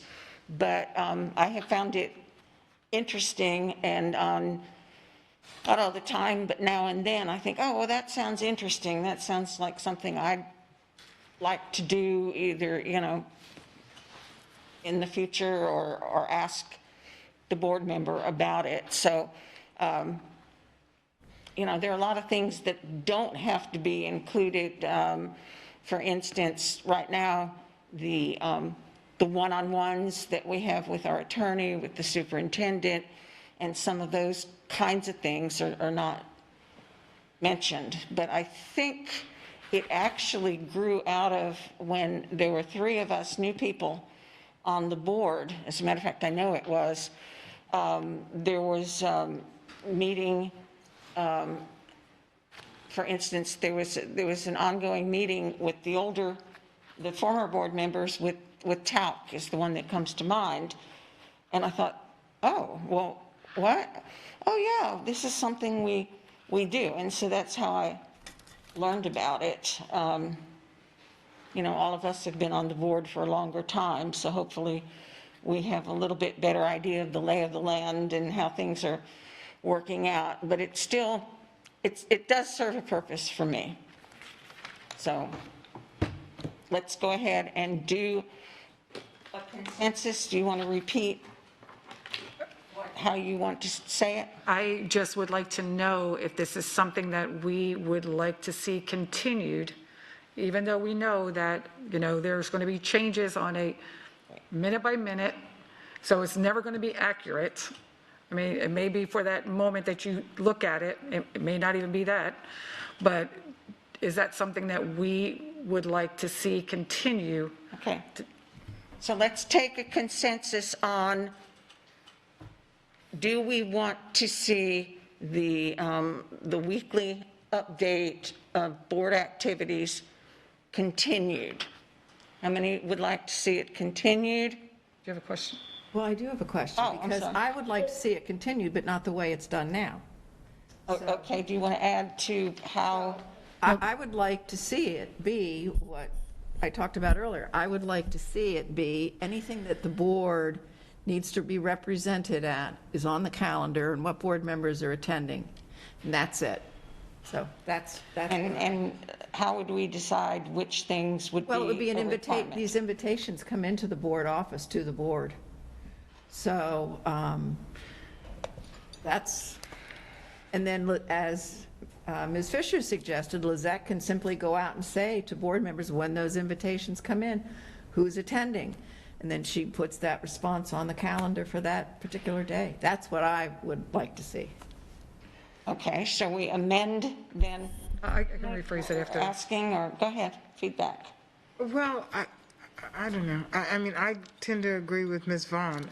To me, it's good to see things that are going on, and at times our areas do overlap, and so there's an event that I might say, oh yeah, that's a good thing to possibly attend, although I don't know. I feel that it's separating us more than putting us together to know what everyone's doing and to be able to attend certain events. So. Okay, other comments?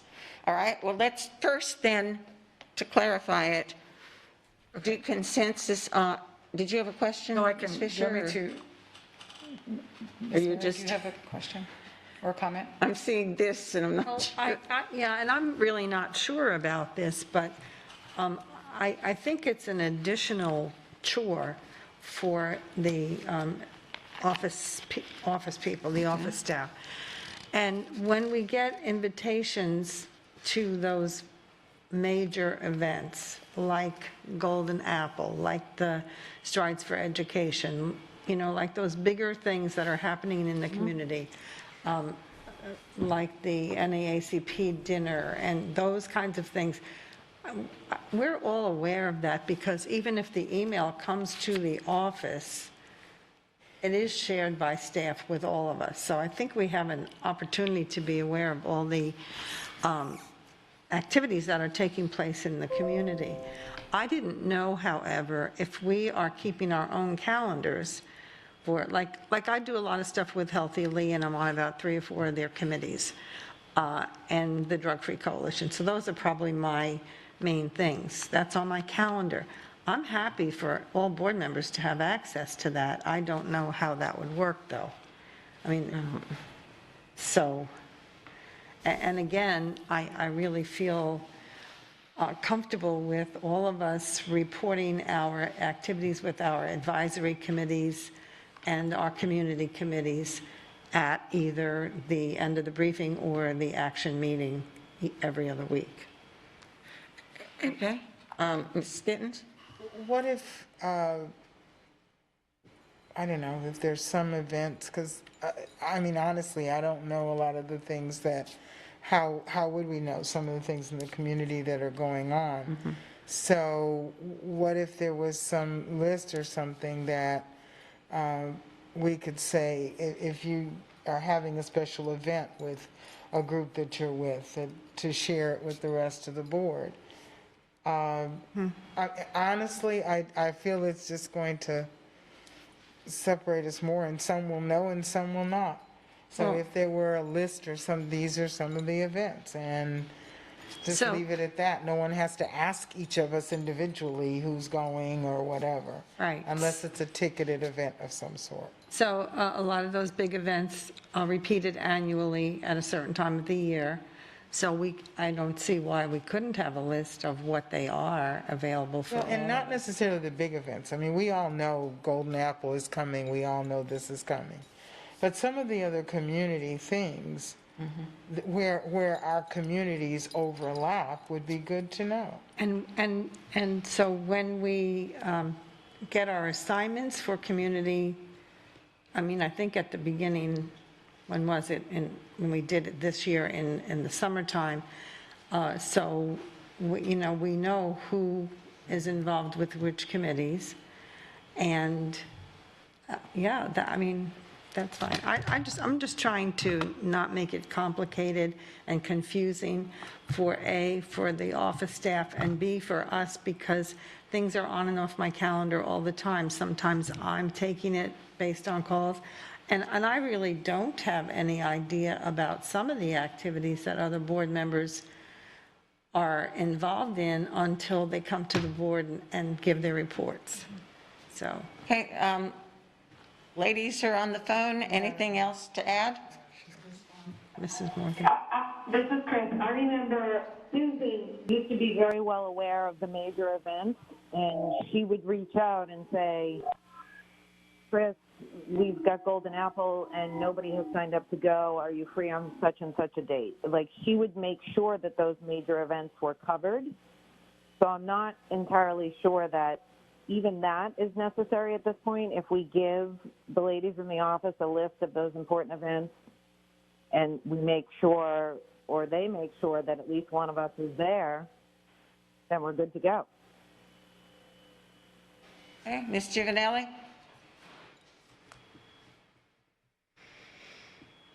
Ms. Giovanelli, anything to add? Yes, I like having the calendar, but I would be curious to see what the administrative assistants think of it, and how, if it is really a cumbersome for them or an additional that they don't like. I enjoy looking at my calendar a week ahead advance and know what I have going on, because I'm always doing a million things. So, Would you weigh in? You just started doing this, right? So what's your feeling on it? Be honest with us. I will do as you wish. I'm going to speak, oh, sorry, Ms. Yeah, how long does it, I know you just started doing it, but about how long does it take you to do that? The email is sent out on Thursdays afternoons, and it's something that I start preparing Thursday morning, and I do have to go through each one of your calendars and look at all the appointments and make sure that they have been confirmed or not. And make sure that they are relevant to board activities. Okay. Ms. Vaughn, Ms. Morgan has had her hand up. I am so sorry. I always do that. No, but I had a thought in response to something that Ms. Gittens said, and Dr. Adkins is sitting here, so he'll remember. Long ago, there was someone in the superintendent's office who actually kept a list of community activities, so that all of the things that Mary is talking about, all of the events she went to, everything that was of interest to the school district that staff or we would be attending was done. Now, it got dropped when that person left. That was at least 8 years ago. And that's sort of when we sort of picked up on our side. But I think there is is there a community calendar? I mean, that's really what you're talking about, right? A community That's what I'm calendar. saying, right. Because if there's something in another community that I wasn't aware of, and we always say we represent the whole district, so if there's something that. Yeah, and so I would separate, my recommendation would be to separate out the two. Now, it may be that we can't get a community calendar, and that is what it is, but it may also be that there is a vehicle for that. I don't know how she did it. She did it all by hand, but now it would be possible to do a lot of it. Share with us. You're not in your microphone. Sorry, I'm looking at Dr. Adkins because he knows who I'm talking about. Yeah, I'm just not sure exactly how it was done back then, because it wasn't, I just knew that it was there and that it was maintained there. And I think prior to her, that went back a ways. Yeah. It went back a ways. I mean, it used to be like Martha Crotty and Ruth Moon did a lot of that kind of stuff. And we're talking about all the way back into the Adams building, so it's got a little history there. But you also had a little bit more of a, there was also less separation too, I think. I mean, in terms of how that all worked together. Not that we can't go back to that. But, Lauren and I can talk about it, maybe kick around some ideas and see what we could come up with, because I think ultimately, what I would like to see is for staff in the board office and our office to be always on the same page. And I think that would it'd be to everybody's benefit, right? So if you're all right, I'll go back and see if there's a better way that we can accomplish what I think you guys are trying to do without putting Lizette and staff through a lot of going through individual calendars and doing all that, what sounds like a pretty arduous task of verification. When really what we need to know as a board member, I think, and as a superintendent, I want to know, well, what are those community events that I really should be aware of that are going on out there, and is there one place where I can go and see? So. Can I just say, I think Ms. Gittens and then Ms. Jordan. That if each of us, I'm sorry, you were waiting before. Yeah, and the only reason I brought this up is because of the fact that, I know Ms. Roman and was trying to put all this together, and the minute it was sent out, I looked at it and I know that my stuff was not correct. There were some things on there, other people had sent emails, why am I on this? Why are you not on this? What happened with this? And I know it changes. It immediately changes. So for them to spend all that time to do that, and I am so serious. I do not I worry about where I need to be. And if it's something that's huge that the district is involved with, that's a major function for us to be at, or anything that's board related or district related. Yeah, those are the things I would want to know. But that's the only reason that I had brought this up. Is it useful when it's never really correct, or it's not going to stay that because of the changes? So is it worth the time for them when they can, because they already have to call us to confirm if we are going to accept something or not accept something, instead of us doing that as well. So there's a lot on their plates. Ms. Vaughn. Okay, I had called on Ms. Gittens and then. I don't know. I think I put stuff on my own calendar that I know is stuff I have to do. And like I said, when I do, I just click the personal thing, and whatever's left, then they're able to just pick it up. And if it's something community, I agree with, the superintendent too. There's just things that maybe we would like to attend and be a part of as a district as a whole. So whatever, however. Ms. Moore? So I would like to suggest we reach consensus on dropping the calendar for now, letting Lizette get her feet on the ground in the job, and ask the superintendent and Lauren, Ms. Stillwell, to look at this and maybe come back and have a conversation at a future date.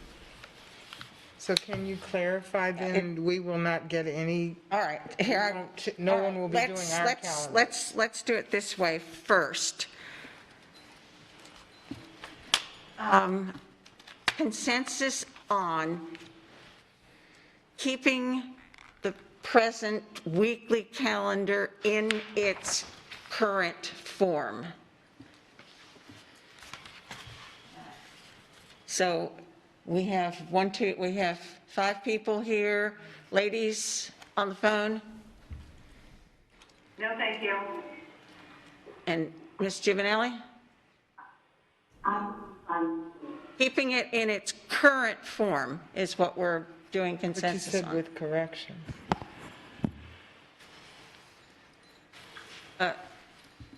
What did you? I'll go with the consent. I can live with it. All right, so the consensus is unanimous then that we have rejected it in its current form. All right, let's do a consensus on coming back as a board to discuss ways that we can publicize or advertise, whatever word should I use? I think, Ms. Vaughn, that the recommendation would be that Dr. Adkins get together with Ms. Stillwell and come up with some recommendations for the board. Thank you. Who wants to vote that Ms. Stillwell and Dr. Adkins get together and bring forth recommendations to the board? Okay, ladies on the phone? Ms. Patrica? I can live with it. I can live with that. All right, so then it would be unanimous, so that's what we would like to do moving forward. And there's one more consensus that I would like, is to make sure that the board wants to suspend what you are currently doing. I know you took a vote before not to. No, that's what we did. Okay, so you're suspending it. Okay, just for clarification. To suspend it in its form is what we vote, yeah, that's what we said. Who wants to keep it in its current form, and we said no. Okay, thank you for allowing me to bring that up. Sure. And then, okay. All right, so wait a minute, let's just go back to, we were going down the row on. This has to do with what you just said. Oh, it does? Yes, okay. it does. I just want clarification then. So since it's suspended, we just keep our own calendars and we don't need to share with anyone. Is that what we're saying? Okay. And we'll be quick. We even have a meeting on Thursday where us as a team are going to meet, the office staff and Ms. Stillwell and myself. Okay. So I'm sure we'll be talking about there as well. Okay, and it doesn't mean that we won't share, that we shouldn't share. We can speak, we can share. But thank you for allowing me to bring that up. Oh, no, that's why we're here. Okay, and then the next thing that I had was I just wanted to make notice of I attended the Business Advisory Committee for Dunbar High, and I just wanted to share just some information which I thought was really great. It's achievements that the kids have had, 136 certificates, tests passed between 2020 and 2021. Our cyber patron team placed second place. And that was, let's see, an 89th place platinum out of 2,587 international. The coach, Donnell, he became Lee County Athlete Hall of Fame inductee. and that they have 4 Golden Apple Teachers of Distinction. So they're just really, they're really doing it over there at Dunbar. And I did have the opportunity to go to the Golden Apple presentation where the, I'm not sure who they are now. I'm sorry, I just lost my whole train of thought. I apologize. Finals? The nominees. Yeah, the nominees. And that was at the foundation. That was great. And I attended the 5K run this Saturday. And actually, our own Dr. Adkins came in, I think it was 25 minutes. A lot of our staff was there running and walking. I know the Savage family brought in the rear to make sure everybody made it through the line. Miss Patrica, she was there walking. So she did the walk. Miss Fisher was there. It was just a lot of people. Everybody kept, their safe space amongst everyone. But it was really nice. And to see those kids participate and all the schools participate. Heights Elementary, I think, had almost 100 kids that participated in that. With some of the Capes had 35 plus, but it was really a good time. They did an excellent job. And again, thank you. Okay. Mrs. Gittens? I don't really have a lot. I'll show you this evening. I think I had mentioned before that Sanibel Congregational United Church of Christ had partnered with us to provide gift certificates to 26 schools, all of the schools in the East Zone. And I was able to go and present them with the thank you cards at a service on the weekend. And so I'll mention that this evening. I wanted to bring up that right after the FSBA conference, one of the speakers was talking about equity and diversity, and we had discussed it, and it was put down that we would discuss it further in a workshop, but I haven't heard anything else about it. So I don't know what has happened to the thought of having a workshop or something with the individual there. So I'd like to somehow have it noted that we had talked about it before and it's still not anywhere on the list, or we're not discussing it. Is it something that no one wants to do, or because at the time there were several that said they were interested. Again, I want to say publicly thank you to Early Learning for these cards. They are very good. I've already handed out a couple. And I think that's it for now. Oh, no, I do have one more thing. We received the new impact studies, and thank you. These are very good. I do have one question. In looking at last year's and this year's and the student enrollment data, and in 2018-19 it shows that 44% of the families did not choose the schools that were closest to their home. And in our 2019-20, that number continues to increase. It's 47% that do not.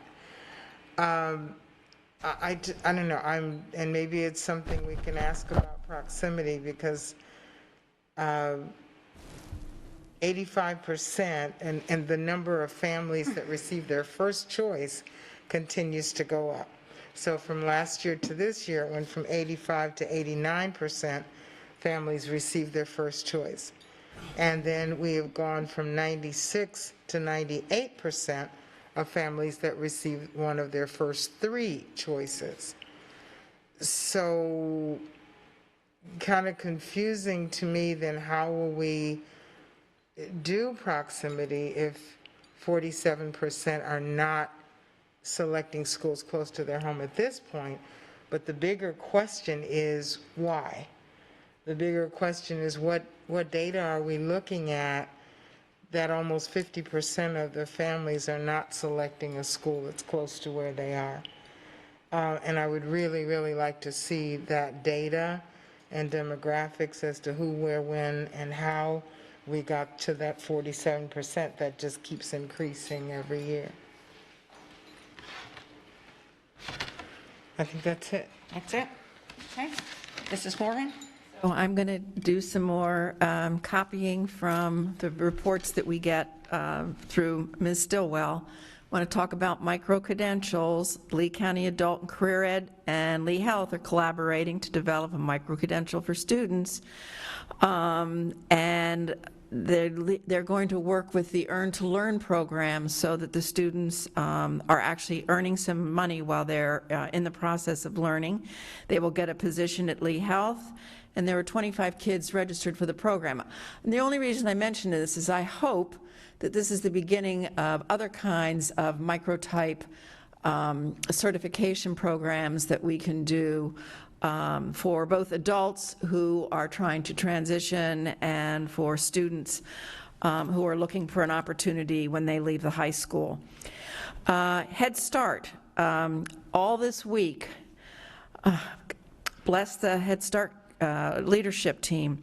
They've had 2-hour meetings every single day. No, this is last week, sorry. 2-hour meetings every day last week with the federal agency responsible for overseeing Head Start programs. And they discussed, I had to be on at one point to talk about the relationship with the governing agency, which is the school board, but they also talked about education services, health services, family and community, and finance. And I do want to compliment Dr. Burr and her staff. First of all, she's relatively new in the position, and we are talking about very detailed questioning of staff with respect to policy and practice and examples of every single thing that they were asked. And I was just so impressed by how articulate, how well informed and how articulate the staff was. And I communicated with Dr. Burr at one point, and I said, do you have to do this every year? And she said, well, it's her understanding that she may not have to do it every year if there's a good response from the agency that was evaluating the school district. But I just wanted to say, I had not been through that before as a member of the Policy Council, so clearly they're becoming even more rigorous in terms of oversight and accountability, so I was just really impressed. Construction Advisory, we had a terrific presentation by Kathy Ebaugh, and I forget the other gal's name. I'm looking at Ken, do you know? Cindy, what's her last name? Okay, her. They did a really nice job presenting to the committee about the interlocal agreement, the legal aspects of the 2002 agreement, the layover agreement that came in 2009, why we're trapped, what the issues are, what the impact of our moving so quickly on the sales tax initiative to build and renovate schools, has given the counties some opportunity to push back on us. The whole thing was really interesting. So I thought that was a really good presentation, and I think at some point it might not be a bad idea if you all presented, maybe just for 15 minutes, what some of the issues are. And I've already communicated directly with the superintendent to suggest that we really need to think about having the superintendent and a board member meet with the new member and new chair of the Board of County Commissions to talk about the interlocal agreement once we have a little bit more of a common understanding amongst all of us what the issues are. Oh, I don't know who wrote the Early Childhood Learning Services Community-Wide Strategies, Planning, and Needs Assessment for 2018-19, but as advocate for the early learning part of the district's strategic plan, I have worked my way through this almost 40-page document, which is chock full of information and really well written. So whoever did it, whoever was part of it, I'm just saying to you all, thank you. Great piece of work. And I think a great resource, not only within this district, but also with respect to attainable housing and some of the other things, good resources for community services. My last comment is that Ms. Patrica and I had the opportunity to meet with the Estero Leadership Academy. Now, that's a group of, I believe it's 12 students at Estero High School who apply to and are evaluated for participation in the Leadership Academy at that school. And our job was to, typically what we do is we go and we just sort of talk about what does the school board do, what is our job kind of thing. Well, this time we went and we asked, so tell us what we need to know about what's happened to your lives and your schooling with this in this past year. And we got some great responses from kids. And I know Chris Ms. Patrica will echo this. I really felt that if we all went out to the high schools at least, and perhaps even the middle schools, and just talked to a small group of students, because these guys had great ideas about how we can take some of the stuff we've learned from this hybrid education forward into how we provide teaching and learning opportunities for kids. So it was so good to sit with kids. It was so good to hear what they had to say. And that's also something, Ms. Fisher, that we can ask the student advisory to sort of talk about, talk about your high school experience. What did you learn? What should we do differently based on what you've experienced as a result of these multiple learning things? So anyway, long story. Sorry, my apologies. But anyway, thank you. Those are my comments.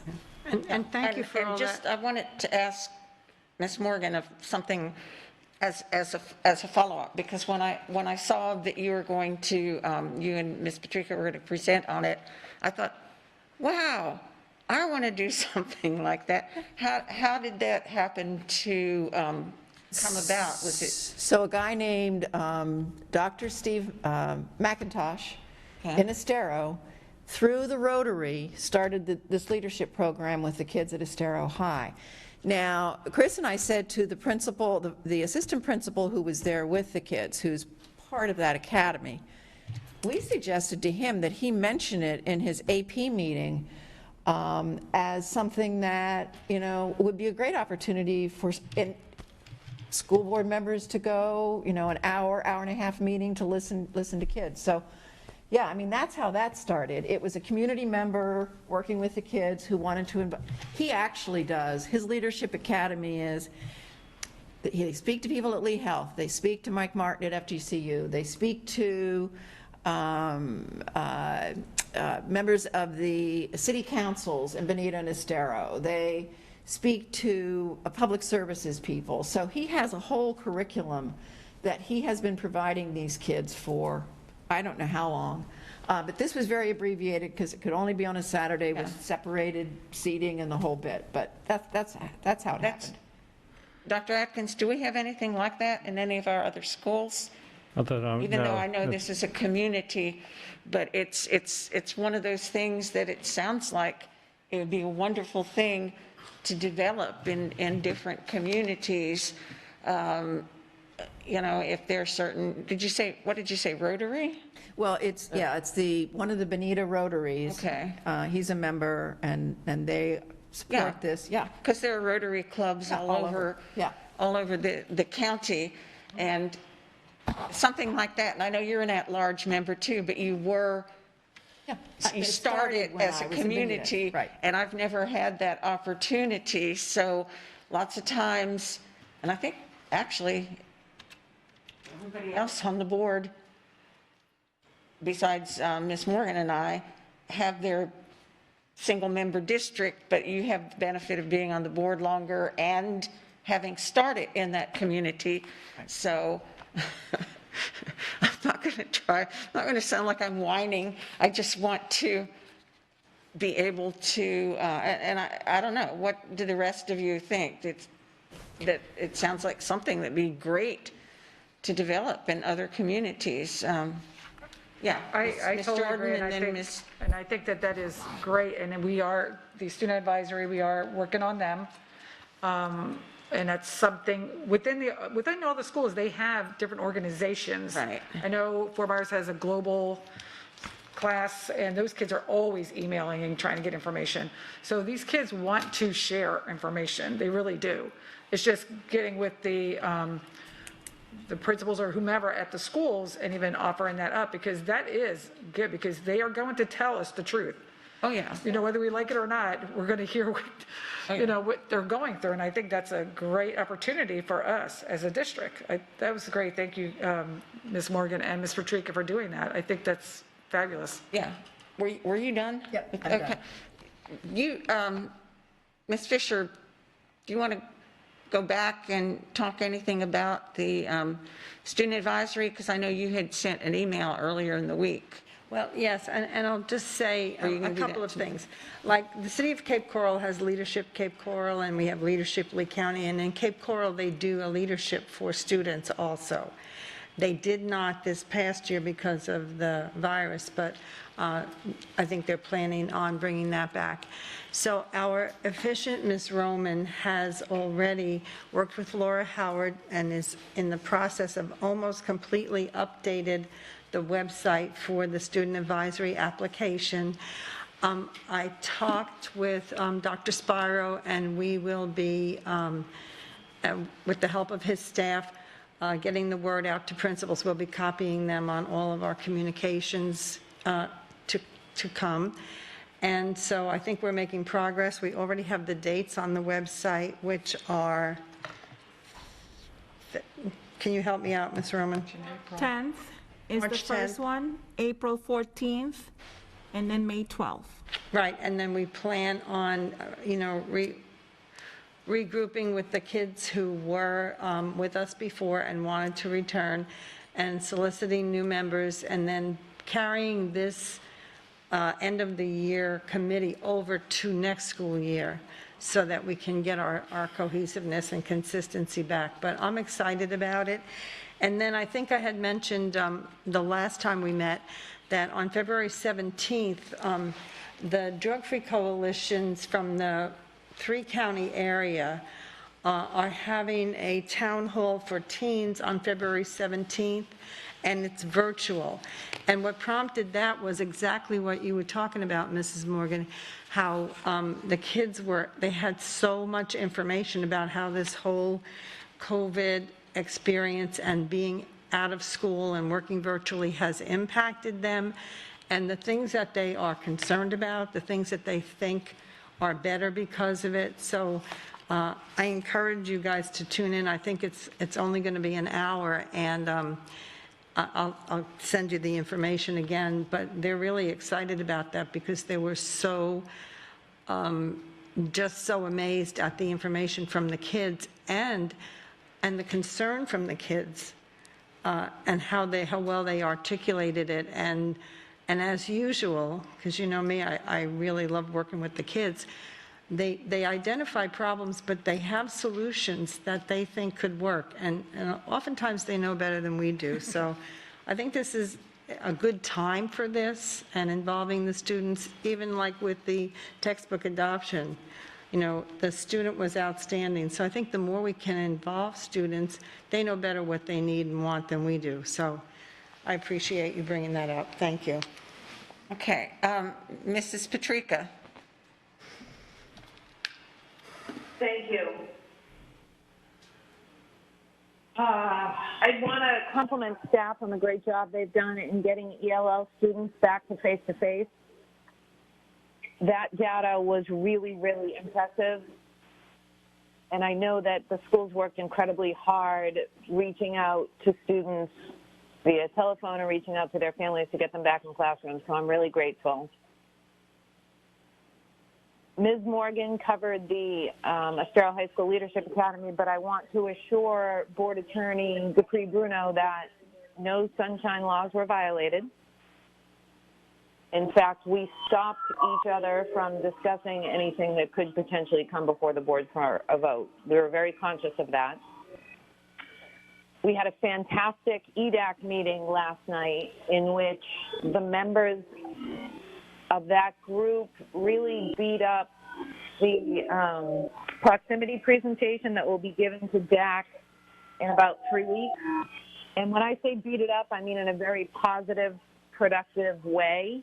And I think the presentation is going to elicit very good feedback from DAC, which will then be brought back to the schools and increase parent and community engagement in this process.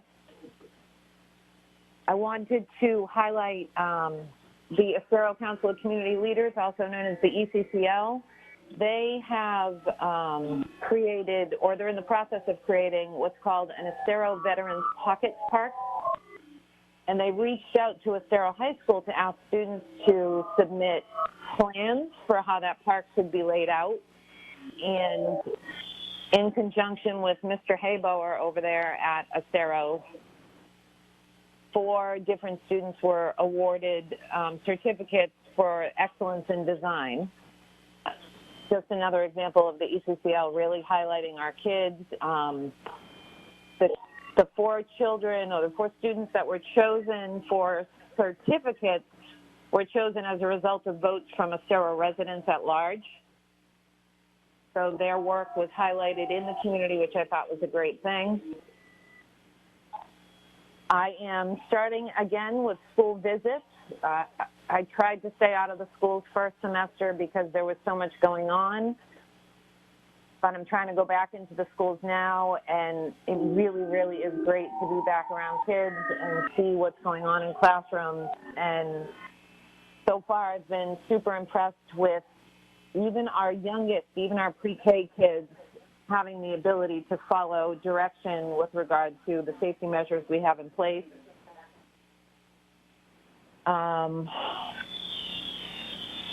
Ms. Jordan covered the Golden Apple Finalist Celebration. That was another one of those things. It felt really good to be back and see our teachers being celebrated for the amazing and excellent work they do in our classrooms every day.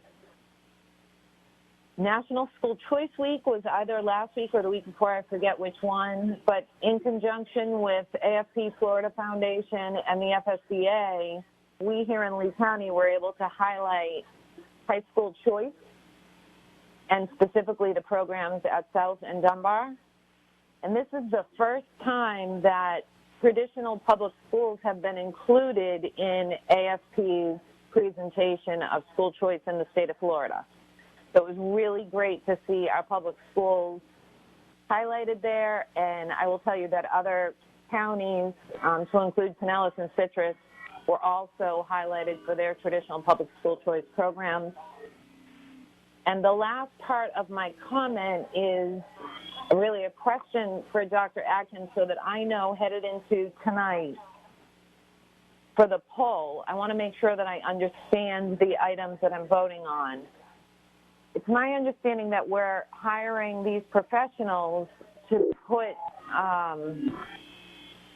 plans in place that will give us options and allow for community input into whatever changes we're going to be making at that school. Is that an accurate assessment of what we're doing tonight, please?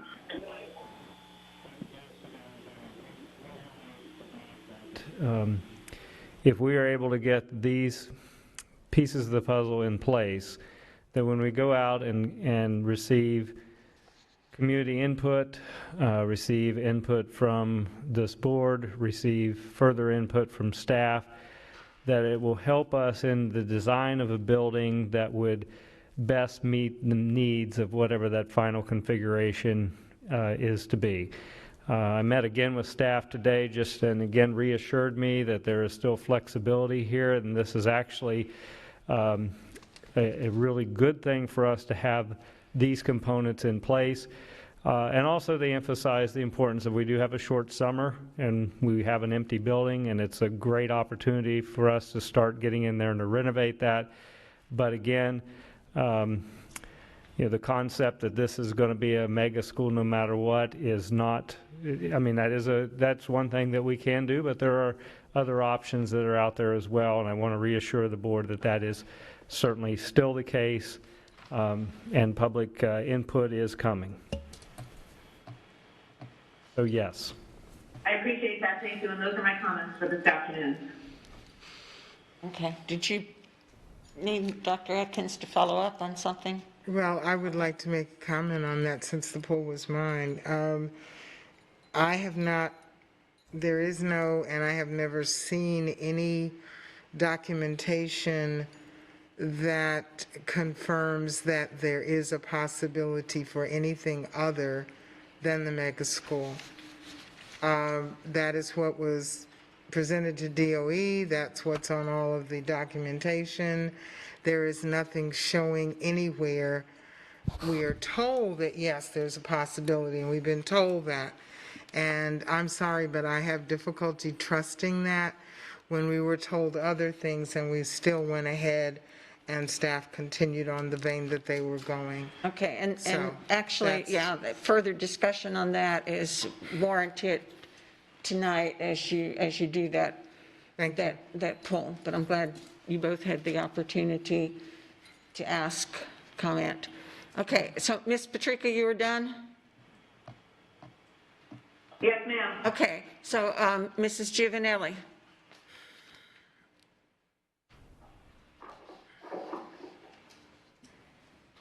I just have one question, really, regarding the good cause item. Okay. This is for Dr. Adkins. I know you brought this up yesterday afternoon.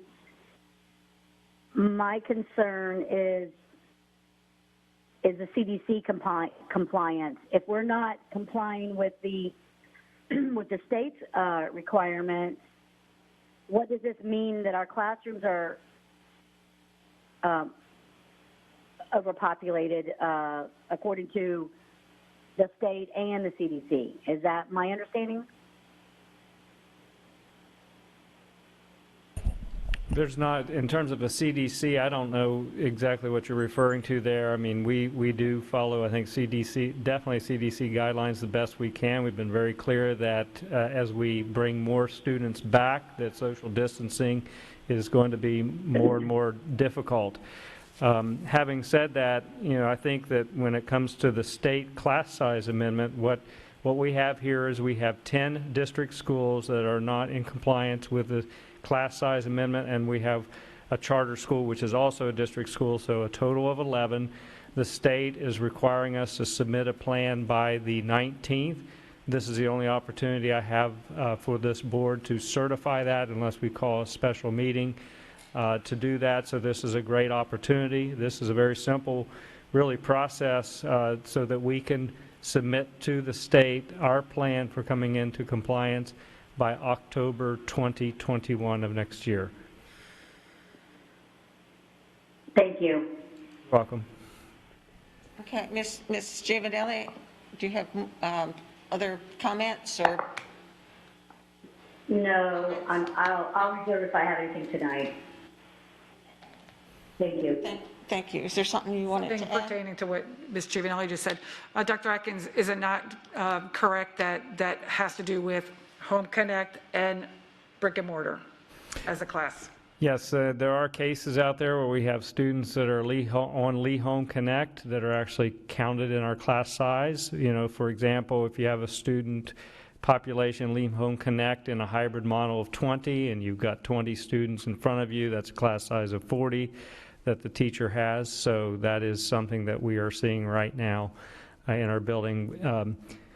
Lastly, again, because of the different models that we have, it's become very, very difficult to keep our class size down. I think actually staff, and I'm including principals and teachers, have done a phenomenal job in doing this. It's quite amazing that we only have 10 of our district schools that are out of compliance with the challenges that they've had to face. Thank you. Okay, I just have one comment, and it's in response to what Mrs. Gittens said about the school choice and her questions on the data. Frankly, when I looked at it, I had the same reaction, like, oh, we're doing proximity. But then when I started thinking about it, I think that number was just all the schools lumped together. And I'm just going to make a guess that probably if you look at especially K-5, maybe K-8, but especially K-5, there are going to be more parents that are interested in getting their kids close to home. But then when you put in the high schools, we have so many differences in terms of the academies and, you know, if it's an arts magnet and those kinds of things, that I think you're going to see real different data for those. And that does sync with our proximity. But no, I would be interested as well as seeing a breakdown separating the different, you know, the 2 secondary levels and the K-5 and see what kind of differences there are in that. So I don't have anything else. I just wanted to say that. Okay, Attorney Dupree Bruno, do you have comments? I just wanted to give the board an update on our contract review process. We've entered phase 2, and I think hopefully that's going to increase the efficiency of the process even further. It was a team effort with all of the staff attorneys, so that was very appreciated. And then we'll have phase 3, where we are working on additional templates to make it even more simpler and easier to review the process. So wanting to give the board an update on that. Okay, thank you. And Dr. Adkins, comments? Yeah, just a few brief things. First of all, Ms. Stillwell did just let me know that as of 2/1/21, we do have some of that 10 of our schools that have actually come into compliance, so we've already got the number down a little bit. That's good. Thank you for the comment on the ELL data and the expressions of appreciation for staff. I figured you would all feel that way. I think it's great data. So I appreciate you all taking the time to take a look at that.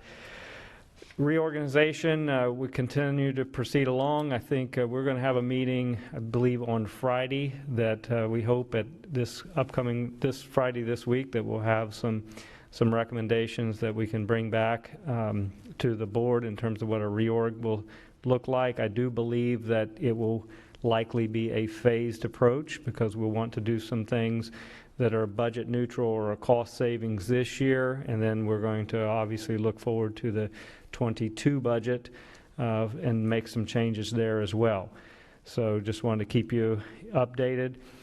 Continue to work on Envision 2030. And that's what I'm talking about there is the implementation of it's very important to have an implementation plan, not just a strategic plan. So this is updating the current implementation plan. So I'm in the middle of meeting with staff so that we continue to do that work. You're getting updates on the strategic plan here, but behind the scenes we're continuing to work on the implementation plan along with making sure that that is a very cohesive action plan with our Big Five as well.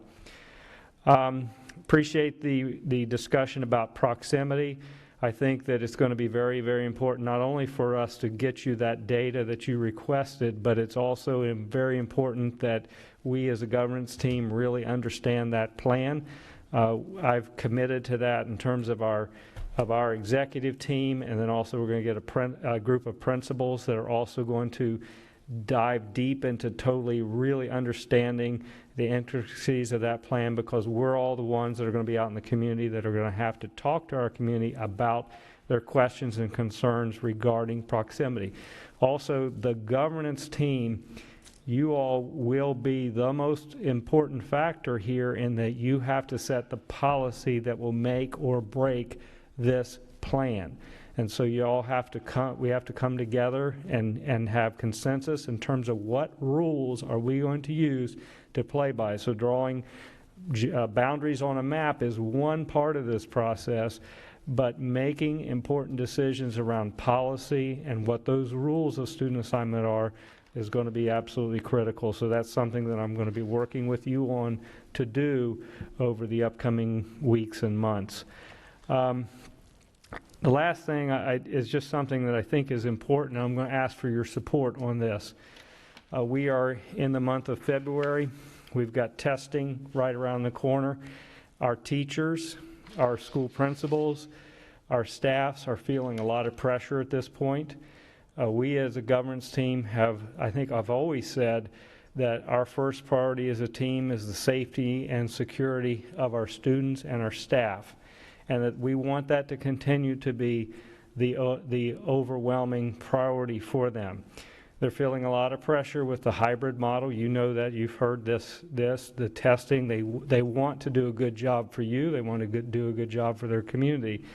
But I think it's important for us to send them a message that we understand the difficulties right now. We understand that there has been some loss in learning. So when you see the second quarter results, it's not going to be on if we had a regular year. It's not going to be as good as a regular year. And I think for us, the message should be one of compassion and understanding rather than push, push, push. I would like to give that message, not just on behalf of the superintendent, but on behalf of the governance team, if I have your permission to do so. I think that would go a long way with our teachers and our principals, to sending them a message that we support you as a governance team. We understand the pressures you're under. We appreciate the work that you do, and we understand that there is going to be some instructional loss. That's to be expected in this crazy year. So, I don't know if I'm asking for consensus, but I was just going to say, so let's just make it formal, or at least semi-formal, in a consensus. Dr. Adkins, would you repeat what the message will be, and then we'll take a consensus vote? The message would be that we as a governance team believe that the primary importance or the priority for our leaders and teachers is the safety and security of our students. And we as a team understand the difficulties that you're under this year, and so that there will be some instructional loss. We get that, but we support you as a team in your mission to educate our students. Okay, so consensus on that message? Can we discuss anything? Well, I mean, that's fine. I'm just thinking what's to do. His message. Is there something that would change that? No, I'm not trying to change it. I had a question about what he said. That's all. Okay. I'm not trying to say all right. I'm Sorry, not I voting for it. misunderstood. No, I just wanted to ask, we have discussed how the grades and the data coming in is going to affect teachers. And I'm not against what we're saying now. I am for that. But what I am saying is, to back it up, how do we know what we're saying to them? What's the backup when the state says you are now this type of a teacher because of these grades? Do we have information and a plan to say to them, yes, we support you, but then the state comes along and slaps them upside the head and says, but this is that. Is that a possibility, and how do we want to handle that? That's all I'm asking. I'd say two things in response. One thing, I'll make sure that they know that you've already made a statement as a governance team, and that you have as your part of your platform, your number one priority is this very issue that you're talking about, Ms. Gittens. So the VAM and the school and district grade is something that you've asked for a year off. So that's the first thing.